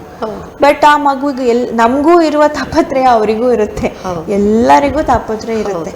ಬಟ್ ಅದನ್ನು ಸಾಲ್ವ್ ಹೇಗೆ ಮಾಡ್ಕೊಳ್ಳೋದು? ಓಕೆ, ಕೆಲವೊಮ್ಮೆ ಡಿಲೇ ಆಗುತ್ತೆ, ಸ್ವಲ್ಪ ಟೈಮ್ ಜಾಸ್ತಿ ತಗೊಳ್ತೀವಿ, ಆದ್ರೂ ಅದಕ್ಕೊಂದು ಸೊಲ್ಯೂಷನ್ ಅಂತ we can all work together and arrive at a solution. ಅದಕ್ಕೊಂದು ಇಂಥದ್ದೇ ಸೊಲ್ಯೂಷನ್ ಅಂತ ಎಲ್ಲೂ ಇರೋದಿಲ್ಲ. ವಿ ಕ್ಯಾನ್ ವರ್ಕ್ ಟುಗೆದರ್, ಎಲ್ಲರೂ ಒಂದು ಅಂದರೆ ಮನೆಯಲ್ಲಿ ಎಲ್ಲರೂ ವರ್ಕ್ ಮಾಡ್ಬೋದು, ಥೆರಪಿಸ್ಟ್ಗಳು ವರ್ಕ್ ಮಾಡ್ಬೋದು, ಡಾಕ್ಟರ್ಸ್ಗಳು ಹೆಲ್ಪ್ ಮಾಡ್ಬೋದು, ಫ್ರೆಂಡ್ಸ್ ಎಲ್ಲರೂ, ಈ ಕಮ್ಯುನಿಟಿಯೇ ಇಂಥ ಒಂದು ಮಗುವನ್ನು ರೇಸ್ ಮಾಡೋದಕ್ಕೆ ಒಂದು ವಿಲೇಜು ಸಾಕಾಗಲ್ಲ ಹೇಳ್ತಾರೆ. So this is very true, at least in this case. ಎಲ್ಲರೂ ಹೆಲ್ಪ್ ಮಾಡಿದಾಗ ಈ ಮಗು ಬೇಗ ಡೆವಲಪ್ ಆಗುತ್ತೆ. ಒಂದು ಲವ್ ಕೇರ್ ಸಿಗುತ್ತೆ ಅಂತ ಗೊತ್ತಾದ್ರೆ ಆ ಮಗುವಿಗೆ ಅಷ್ಟು ಕಾನ್ಫಿಡೆನ್ಸು ಬರುತ್ತೆ. ನಾವು ಹಿಡಿದ ನಿಂಗೆ ಮಾಡೋದಕ್ಕೆ ಬರೋದಿಲ್ಲ ಇಂಥ ನೆಗೆಟಿವ್ ಅಲ್ಲಿ ನಾವು ತಗೊಂಡು ಹೋದ್ರೆ ಕಾನ್ಫಿಡೆನ್ಸು ಹೋಗುತ್ತೆ. ಅದಕ್ಕೆ ಗೊತ್ತಿದ್ದನೂ ಮಾಡೋದಿಲ್ಲ. ಹೌದು. ಇನ್ನು ಹೇಳಬೇಕು ಅಂತ ಹೇಳಿದ್ರೆ ಸ್ಟಾರ್ಟರ್ಸ್ಗೆ ಈ ಹೋಮ್ ಪ್ರೋಗ್ರಾಮ್ ಅನ್ನು ಆಯೋಜಿಸುವಲ್ಲಿ ಅದರ ಬಗ್ಗೆ ಒಂದು ಹೇಳಿ, ಹೇಗೆ ಆಯೋಜಿಸ್ಬೋದು ಅಂತ. ಫಸ್ಟ್ ನಾವು ಒಬ್ಸರ್ವೇಷನ್ ಸ್ಕಿಲ್ಸನ್ನು ಡೆವಲಪ್ ಮಾಡ್ಕೋಬೇಕು. ಒಬ್ಸರ್ವ್ ಮಾಡಲೇಬೇಕು ನಮ್ಮ ಮಗುವನ್ನು. ಇದು ಎಲ್ಲರೂ ಮಾಡುವಂಥದ್ದೇ. ನಿಮಗೆ ಈ ಮಗುವಲ್ಲಿ ಏನೋ ಒಂದು ಪ್ರಾಬ್ಲಮ್ ಇದೆ ಅಂತ ಗೊತ್ತಾಗುತ್ತೆ, ಅದನ್ನು ನೀವು ಮುಚ್ಚಿಡ್ಲಿಕ್ಕೆ ನೋಡಬೇಡಿ. ಡಾಕ್ಟರ್ಸ್ ಹತ್ರ ಹೋಗಿ, ಡೆವಲಪ್ಮೆಂಟಲ್ ಪಿಡಿಯಾಟ್ರಿಷಿಯನ್ಸ್ ಇದ್ದಾರೆ, ಪಿಡಿಯಾಟ್ರಿಷಿಯನ್ಸು ಇದನ್ನು ಡಯಾಗ್ನೋಸ್ ಮಾಡ್ತಾರೆ, ಸೈಕಾಲಜಿಸ್ಟ್ ಇರ್ತಾರೆ, ನ್ಯೂರಾಲಜಿಸ್ಟ್ ಇರ್ತಾರೆ. ನಿಮ್ಮ ಏರಿಯಾದಲ್ಲಿ ಯಾರ್ಯಾವ ಡಾಕ್ಟರ್ಸ್ ಯಾರು ಅವೈಲೇಬಲ್ ಇದೆ ಅವರಿಗೆಲ್ಲರಿಗೂ ಈ ಮಾಹಿತಿ ಗೊತ್ತಿರುತ್ತೆ. ಈಗ ಅವೇರ್ನೆಸ್ ಜಾಸ್ತಿ ಆಗ್ತಾ ಇದೆ. ಸೊ ಹಾಗಾಗಿ ಇದು ಏನು ಅಂತ ಒಂದು ಅದಕ್ಕೊಂದು ಡಯಾಗ್ನೋಸಿಸ್ ಅದು ಏನಂತ ಒಂದು ಕಂಡು ಹಿಡಿಬೇಕು. ಅದನ್ನು ಕಂಡು ಹಿಡಿದ ಮೇಲೆ ನೀವು ಮಗುವಿಗೆ ನನಗೆ ಆಗಬೇಕಾ ಅದಕ್ಕೆಲ್ಲ ಓಕೆ ಆಗುತ್ತೆ, ಬಟ್ ಅದಕ್ಕಿಂತ ನೀವು ಅದನ್ನು ಸಾಲ್ವ್ ಹೇಗೆ ಮಾಡ್ಕೊಳ್ಳೋದು ಅದಕ್ಕೆ ಹೋಗಿ. ಮಕ್ಕಳಿಗೊಂದು ಆಟದೊಂದು ಎನ್ವೈರ್ಮೆಂಟ್ ಮಾಡೋದು, ಒಂದು ಪಾರ್ಕಿಗೆ ಕರ್ಕೊಂಡು ಹೋಗೋದು ಸಣ್ಣ ಪ್ರಾಯದಲ್ಲಿ. ಡೈಲಿ ಇದನ್ನು ಎಫರ್ಟ್ ಮಾಡಲೇಬೇಕು. ನಾನು ಮಾತ್ರ ಈ ಮಗುವಿನ ತಾಯಿಯಾಗಿ ನಾನು ಮಾತ್ರ ಇದಕ್ಕೆ ಮಾಡ್ತೀನಿ ಅಂತ ಇಡಬಾರ್ದು. ಅದನ್ನು ಆ ಮಗುವನ್ನು ಬೇರೆಯವ್ರ ಹತ್ರ, ಫ್ಯಾಮಿಲಿ ಮೆಂಬರ್ಸ್ ಹತ್ರನೂ ನಾವು ಬಿಡಬೇಕು. ಎಂಗೇಜ್ ಮಾಡಲಿಕ್ಕೆ ಅವ್ರಿಗೆ ಗೊತ್ತಾಗದಿದ್ರು ನಾವು ಕಲಿಸಿ ಕೊಡಬೇಕು.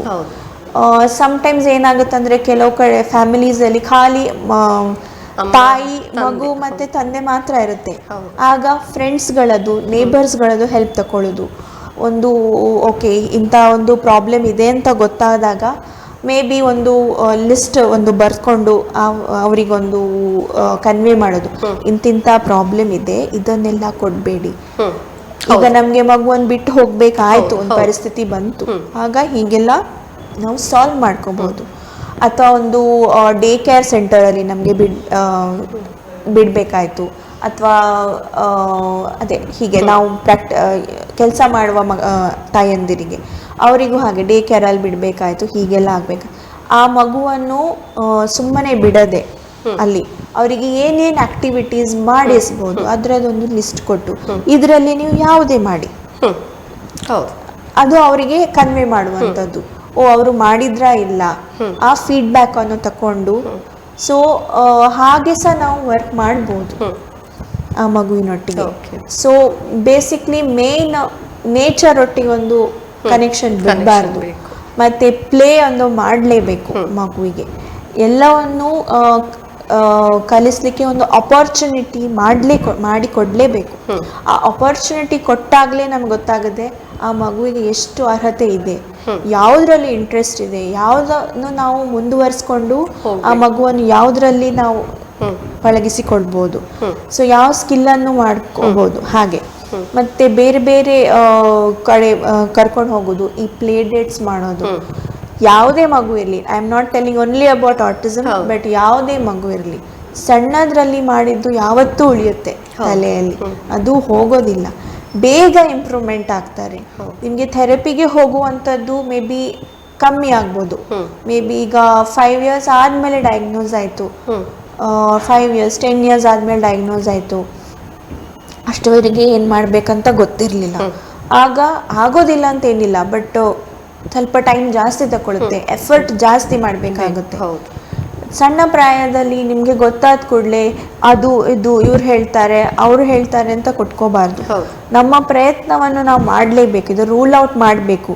ಇದು ಕರೆಕ್ಟ್ ಆಟಿಸಮ್ ಹೌದಾ ಅಲ್ವಾ, ಇಲ್ಲ ಹೈಪರ್ ಆಕ್ಟಿವಿಟಿ ಹೌದಾ ಅಲ್ವಾ, ಇಲ್ಲ ಬೇರೆ ಏನಾದರೂ ಶುರು ಆಗಿದೆ ಇಲ್ಲ. ಸಣ್ಣ ಇದರಲ್ಲಿ ಅದನ್ನು ಬೇಗ ನಾವು ರಿಕವರಿ ಮಾಡ್ಕೋಬಹುದು ಬೇಗ. ಬಟ್ ಅದು ಬೆಳೀತಾ ಬೆಳೀತಾ ಅದರದ್ದು ಅಂಶ ಇರೋದಿಲ್ಲ ಅಂತೇನಿಲ್ಲ, ಇರುತ್ತೆ, ಬಟ್ ಅದು ಈಸಿ ಆಗುತ್ತೆ. ಅದನ್ನ ಲೈಫನ್ನು ಮುಂದುವರಿಸಿ ಹೋಗೋದಕ್ಕೆ ಈಸಿ ಆಗುತ್ತೆ. ಇನ್ನು ಈ ನಮ್ಮ ವೀಕ್ಷಕರಿಗಾಗಿ ನೀವೇನಾದರೂ ಒಂದೆರಡು ಮಾತುಗಳನ್ನು ಹೇಳಬೇಕು ಅಂತ ಹೇಳಿದರೆ ಏನು ಹೇಳ್ತೀರಾ?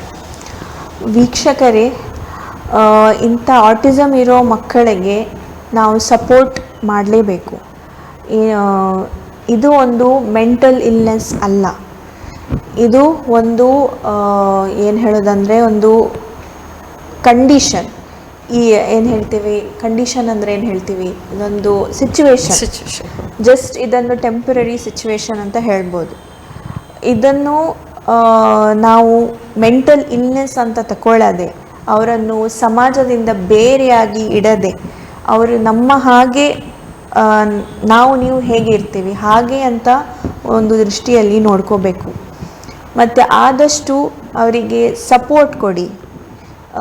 ಈ ಪಾರ್ಕ್ಗಳಲ್ಲಿ, ಸ್ಕೂಲ್ಗಳಲ್ಲಿ ಅವರು ಇರೋದ್ರಿಂದ ನಮಗೆ ತೊಂದರೆ ಅಂತ ಭಾವಿಸಬೇಡಿ. ಅವರಿಗೆ ನಮ್ಮಿಂದ ಏನು ಸಪೋರ್ಟ್ ಕೊಡಲಿಕ್ಕಾಗತ್ತೆ, ಏನು ಹೆಲ್ಪ್ ಕೊಡಲಿಕ್ಕಾಗತ್ತೆ ಅದನ್ನು ಮಾಡಿ. ಅವರಿಂದಾಗಿ ಏನು ಈ ಆಟಿಸಮ್ ಮಕ್ಕಳಿಂದ ನಿಮ್ಗೆ ಏನೂ ತೊಂದರೆ ಆಗೋದಿಲ್ಲ. ಅಷ್ಟು ಅವರನ್ನು ನಾವು ಅರ್ಥ ಮಾಡಿದಷ್ಟು ನಿಮಗೂ ಒಂದು ಸಪೋರ್ಟ್ ಮಾಡ್ಲಿಕ್ಕೆ ಹೆಲ್ಪ್ ಆಗುತ್ತೆ, ನಮಗೂ ಒಂದು ರೀತಿಯಲ್ಲಿ ಒಂದು ಸಪೋರ್ಟ್ ಸಿಗುತ್ತೆ. ಈ ಆಟಿಸಮ್ ಇರೋ ಮಕ್ಕಳಿಗೆ ಸಿಂಪತಿ ಅಂತ ಬೇಡ, ನಮಗೆ ಎಂಪತಿ ಬೇಕು, ನಮ್ಮನ್ನು ಅರ್ಥ ಮಾಡಿಕೊಳ್ಳಿ ಅಷ್ಟೇ ಕೇಳ್ಕೊಳ್ಳೋದು. ಓಕೆ ಮೇಡಮ್, ತುಂಬ ಚೆನ್ನಾಗಿ ಹೇಳಿದ್ರಿ. ನೀವು ಹೋಮ್ ಪ್ರೋಗ್ರಾಮ್ ಬಗ್ಗೆ ತುಂಬ ಚೆನ್ನಾಗಿ ಹೇಳಿದ್ರಿ. ಈಗ ಕಾರ್ಯಕ್ರಮದಲ್ಲೊಂದು ಸಣ್ಣ ವಿರಾಮವನ್ನು ತೆಗೆದುಕೊಳ್ಳೋಣ. ವಿರಾಮದ ನಂತರ ಕೀರ್ತೇಶ್ ಅವರು ಸ್ಪಂದನ ದಿವ್ಯಾಂಗ ಸಂರಕ್ಷಣಾ ಸಂಸ್ಥೆ ನೇಜಾರು ಇಲ್ಲಿಯ ಬಗ್ಗೆ ಮಾಹಿತಿಯನ್ನು ಕೊಡಲಿಕ್ಕಿದ್ದಾರೆ.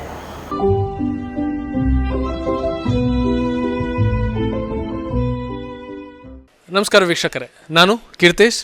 ಇವತ್ತು ಯುವ ಚಾನಲ್ ಮತ್ತು ಆಟಿಸಮ್ ಸೊಸೈಟಿ ಅವರು ಅರ್ಪಿಸ್ತಿರುವಂತಹ ಸೊಲಿನತೆಯ ಹರಿವು ಕಾರ್ಯಕ್ರಮದಲ್ಲಿ ನಾವು ಬಂದಿರುವಂಥದ್ದು. ಇವತ್ತಿನ ಸಂಚಿಕೆಯಲ್ಲಿ ಇನ್ನೊಂದು ಸಂಸ್ಥೆಯನ್ನು ತೋರಿಸಲಿಕ್ಕೆ ನಾನು ಬಂದಿದ್ದೇನೆ. ಇವತ್ತು ಬಂದಿರುವಂಥ ಸಂಸ್ಥೆಯ ಹೆಸರು ಸ್ಪಂದನ ಸ್ಪೆಷಲ್ ಟ್ರೈನಿಂಗ್ ಸೆಂಟರ್ ಅಂತ ಹೇಳಿ. ಇದು ನೇಜರ್ನಲ್ಲಿರುವಂಥದ್ದು, ಸಂತೆಗಂಟೆ ನೇಜರ್ನಲ್ಲಿರುವಂಥ ಸಂಸ್ಥೆ. ಈ ಸಂಸ್ಥೆಯಲ್ಲಿರುವಂತಹ ಏನೇನು ವಿಶೇಷತೆಗಳಿದೆ ಅಂತ ನೋಡ್ಕೊಂಡು ಬರೋಣ ಬನ್ನಿ.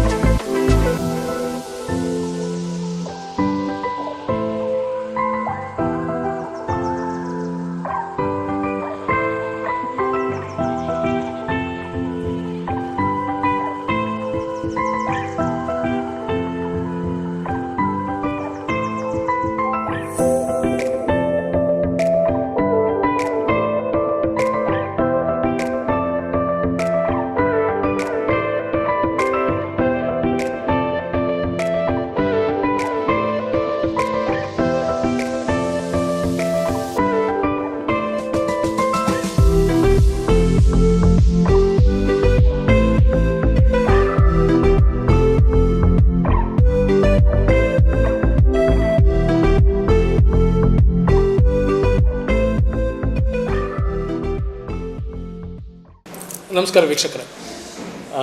ಸೊಲಿನತೆಯ ಹರಿವು ಕಾರ್ಯಕ್ರಮದಲ್ಲಿ 8ನೇ ಸಂಚಿಕೆಯಲ್ಲಿ ನಾವಿದ್ದೇವೆ. ಇವತ್ತಿನ ಸಂಚಿಕೆಯಲ್ಲಿ ಚೈತನ್ಯ ಚಾರಿಟಬಲ್ ಟ್ರಸ್ಟ್ನ ಅಧ್ಯಕ್ಷರಾಗಿರುವಂತಹ ಉಮೇಶ್ ಎನ್ ಅವರು ನಮ್ಮ ಜೊತೆ ಇದ್ದಾರೆ. ಈ ಕಾರ್ಯಕ್ರಮಕ್ಕೆ ಸ್ವಾಗತ ಸರ್. ನಮಸ್ತೆ. ನಾನು ಆವಾಗ ಹೇಳಿದ ಹಾಗೆಯೇ ಇದೊಂದು ವಿಶೇಷ ಶಾಲೆ ಹೇಳುವ ಮೊದಲು ಇದೊಂದು ವಿಶೇಷ ಟ್ರೈನಿಂಗ್ ಸೆಂಟರ್ ಅಂತ ಹೇಳಿದರೆ ಯಾವ ರೀತಿಯಲ್ಲೂ ತಪ್ಪಾಗೋದಿಲ್ಲ ಅಂತ ಎಣಿಸ್ಕೊಳ್ತೇನೆ.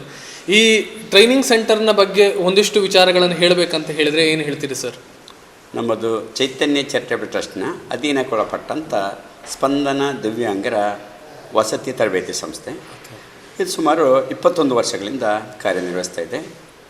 ಇಲ್ಲಿ ನಮ್ಮ ವಿದ್ಯಾರ್ಥಿಗಳಿಗೆ ಸಾಧಾರಣ ಆಗಿ ಇಲ್ಲಿ 18 ವರ್ಷ ಮೇಲ್ಪಟ್ಟಂಥ ಯುವಕರಿಗೆ ನಾವು ಇಲ್ಲಿ ತರಬೇತಿಯನ್ನು ನೀಡಲಾಗ್ತದೆ.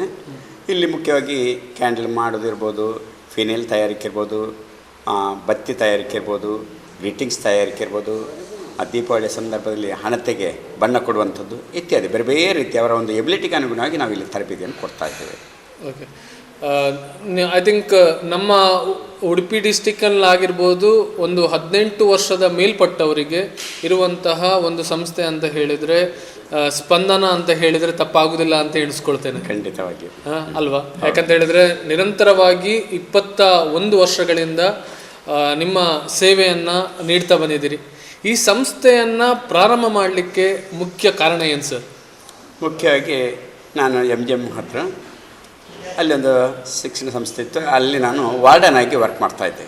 ಅಂಥ ಸಂದರ್ಭದಲ್ಲಿ ಅಲ್ಲಿ ವಾರ್ಡನ್ ಆಗಿ ವರ್ಕ್ ಮಾಡಿಕೊಂಡು ಜೊತೆಗೆ ಬೇರೆ ಬೇರೆ ಕಾಲೇಜ್ ಹೈಸ್ಕೂಲಲ್ಲಿ ಪಾಠ ಕೂಡ ಮಾಡಲಿಕ್ಕೆ ಹೋಗ್ತಾಯಿದ್ದೆ. ಅಂಥ ಸಂದರ್ಭದಲ್ಲಿ ಕಾಲಕ್ರಮೇಣ ಆ ಸಂಸ್ಥೆಯವರು ಏನು ಶಿಕ್ಷಣ ಸಂಸ್ಥೆಯನ್ನು ಕ್ಲೋಸ್ ಮಾಡುವಂಥ ಹಂತಕ್ಕೆ ಬಂದರು.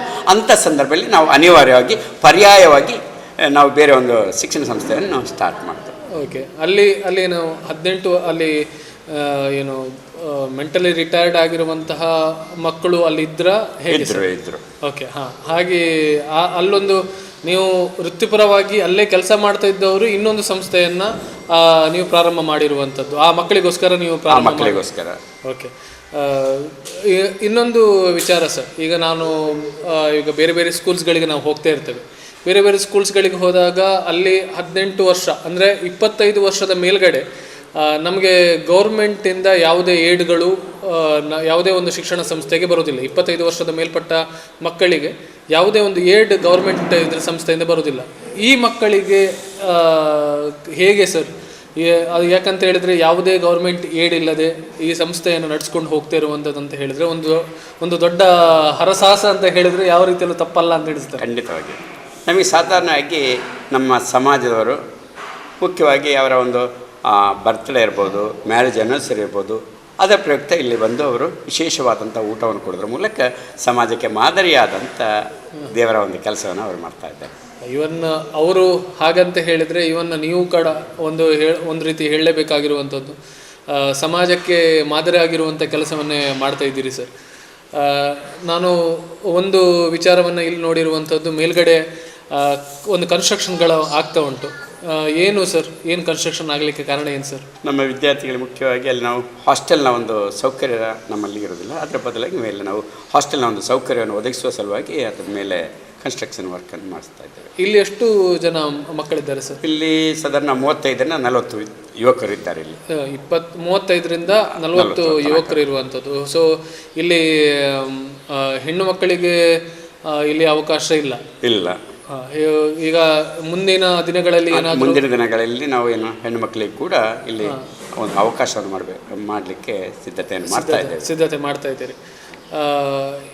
ನೀವು ಸಮಾಜಕ್ಕಾಗಿರ್ಬೋದು ಇಲ್ಲ ಗೌರ್ಮೆಂಟಿಗಾಗಿರ್ಬೋದು ಇದನ್ನು ಪ್ರಶ್ನೆ ಎಲ್ಲ ಸ್ಕೂಲ್ಸ್ಗಳಲ್ಲೂ ಕೇಳ್ತೇನೆ. ನೀವು ಗೌರ್ಮೆಂಟಿಂದ ಆಗಿರ್ಬೋದು ಏನು ಕೇಳಲಿಕ್ಕೆ ಇಷ್ಟಪಡ್ತೀರಿ ಅಂತ ಹೇಳಿ? ನಾವು ಮುಖ್ಯವಾಗಿ ಸರ್ಕಾರದಿಂದ ಅದಕ್ಕೆ ಪಾಠ ಮಾಡುವಂಥ ಶಿಕ್ಷಕರಿಗೆ ಅನುದಾನ ಅಥವಾ ಸಂಬಳ ಏನಾದ್ರು ಕೊಟ್ಟರೆ ಒಳ್ಳೆಯದು ಅಂತ ಮಾನಸಿಕೆ. ಓಕೆ, ಬೇರೆ ಏನಾದರೂ ಸರ್? ಮತ್ತು ಮುಖ್ಯವಾಗಿ ಮಕ್ಕಳಿಗೆ ಅತಿ ಅಗತ್ಯವಾದಂಥ ಆರ್ಥಿಕ ಸಹಾಯವನ್ನು ಕೂಡ ನೀಡಿದರೆ ಸ್ವಲ್ಪ ಒಳ್ಳೆಯದಿತ್ತು, ತುಂಬ ಒಳ್ಳೆಯದಾಗ್ತದೆ ಅಂತ ಹೇಳಿ. ಅಂದರೆ ವೀಕ್ಷಕರಿಗೆ ಗೊತ್ತಾಗುವ ವಿಚಾರವನ್ನು ನಾನು ಹೇಳ್ತಾ ಇರುವಂಥದ್ದು, 25 ವರ್ಷದ ಮೇಲ್ಪಟ್ಟ ಈ ವಿಶೇಷ ಮಕ್ಕಳಿಗೆ ಯಾವುದೇ ಗೌರ್ಮೆಂಟಿಂದ ಏಡ್ಗಳು ಬರುವುದಿಲ್ಲ. ಇವನ್ ಗೌರ್ಮೆಂಟ್ ಏಡ್ ಅಂತ ಹೇಳಿದರೆ ಇವನ್ ಅದರಲ್ಲಿ ಶಿಕ್ಷಕರಿಗೂ ಸಹ ಸಂಬಳ ರೀತಿಯಲ್ಲಿ ಬರುವಂಥದ್ದು. ಯಾವುದೇ ಒಂದು ಶಿಕ್ಷಣ ಸಂಸ್ಥೆಯಲ್ಲಿ ಎಷ್ಟು ಮಕ್ಕಳಿದ್ದಾರೆ ಅದರ ಆಧಾರಿತವಾಗಿ ಈ ವಿಶೇಷ ಶಿಕ್ಷಕರಿಗೆ ಸಂಬಳವನ್ನು ನೀಡ್ತಾ ಬರ್ತಿದ್ದಾರೆ. ಆ ಶಿಕ್ಷಣ ಸಂಸ್ಥೆಗೆ ಸಂಬಳ ಬರಬೇಕಂತ ಹೇಳಿದರೆ ಆ ಮಕ್ಕಳು 25 ವರ್ಷದ ಕೆಳಗಿರಬೇಕು ಇರುವಂಥದ್ದು. ಸೊ ಹಾಗಾಗಿ ಯಾವುದೇ ರೀತಿಯ ಏಡುಗಳು ಇಂತಹ ಸಂಸ್ಥೆಗಳಿಗೆ ಬರುವುದಿಲ್ಲ. ಇಂತಹ ಸಂಸ್ಥೆಗಳಿಗೆ ನಿಮ್ಮ ವೀಕ್ಷಕರಿಂದ ಅದಕ್ಕೆ ಸಪೋರ್ಟ್ ಸಿಕ್ಕಿದ್ರೆ ಅಂತ ಹೇಳಿದರೆ ಇನ್ನೂ ಅಷ್ಟು ಒಳ್ಳೆಯದಂತ ಹೇಳುವಂಥದ್ದು ವಿಚಾರ. ವಿಶೇಷವಾಗಿ ಅಕ್ಕನ ಮನ ಪ್ರತಿಷ್ಠಾನದ ಬೆಂಗಳೂರು ಇದರ ವತಿಯಿಂದ 5,000 ಕನ್ನಡ ಬೋಧಕರಿಗೆ ಒಂದು ರಾಜ್ಯ ಮಟ್ಟದ ಒಂದು ಪ್ರಶಸ್ತಿಯನ್ನು ನೀಡಿರುವಂಥದ್ದು. ವಿಶೇಷ ಅಂತ ಹೇಳಿದರೆ ನಮ್ಮ ಉಡುಪಿ ಡಿಸ್ಟ್ರಿಕ್ನಲ್ಲಿ 3 ಕನ್ನಡ ಶಿಕ್ಷಕರಿಗೆ ಇದು ಪ್ರಶಸ್ತಿ ಬಂದಿರುವಂಥದ್ದು. ಅದರಲ್ಲೂ ಸಹ ಒಂದು ವಿಶೇಷ ಅಂತ ಹೇಳಿದರೆ ನಮ್ಮ ಸ್ಪಂದನ ಶಾಲೆಯ 2 ಶಿಕ್ಷಕರಿಗೆ, ಕನ್ನಡ ಶಿಕ್ಷಕರಿಗೆ ಈ ಪ್ರಶಸ್ತಿ ಬಂದಿದೆ. ನಿಮಗೆ ಹೃತ್ಪೂರ್ವಕವಾಗಿ ಧನ್ಯವಾದಗಳನ್ನು ಹೇಳಲಿಕ್ಕೆ ಇಷ್ಟಪಡ್ತಿದ್ದೀನಿ ಸರ್. ನೀವು ಅದರಲ್ಲಿ ಒಂದಾಗಿರುವಂಥದ್ದು, ನಿಮ್ಮ ಶಾಲೆಯ ಇನ್ನೊಂದು ಶಿಕ್ಷಕಿಯೂ ಸಹ ಇದರಲ್ಲಿ ಒಂದಾಗಿರುವಂಥ, ಅವರ ಹೆಸರು ಸರ್ ಮೋಹಿನಿ ಅಂತ ಹೇಳಿಕೊಂಡು. ಸೊ ಇಬ್ಬರಿಗೂ ಸಹ ನಮ್ಮ ವಿಶೇಷವಾಗಿ ಉಡುಪಿಯ ಜನರಿಂದ ಈ ಒಂದು ಶುಭಾಶಯಗಳನ್ನು ಹೇಳಲಿಕ್ಕೆ ಇಷ್ಟಪಡ್ತಿದ್ದೇನೆ ಸರ್. ಯು ಚಾನಲ್ ಮತ್ತು ಆಟಿಸಮ್ ಸೊಸೈಟಿಯವರು ಅರ್ಪಿಸ್ತಿರುವಂತಹ ಸ್ವಲೀನತೆಯ ಹರಿವು ಕಾರ್ಯಕ್ರಮದಲ್ಲಿ ನಾವಿರುವಂಥದ್ದು. ಈ ಇಂದಿನ ಸಂಚಿಕೆಯಲ್ಲಿ ಹಲವಾರು ವಿಚಾರಗಳನ್ನು ಉಮೇಶ್ ಸರ್ ಅವರು ನಮಗೆ ಹೇಳಿದ್ದಾರೆ.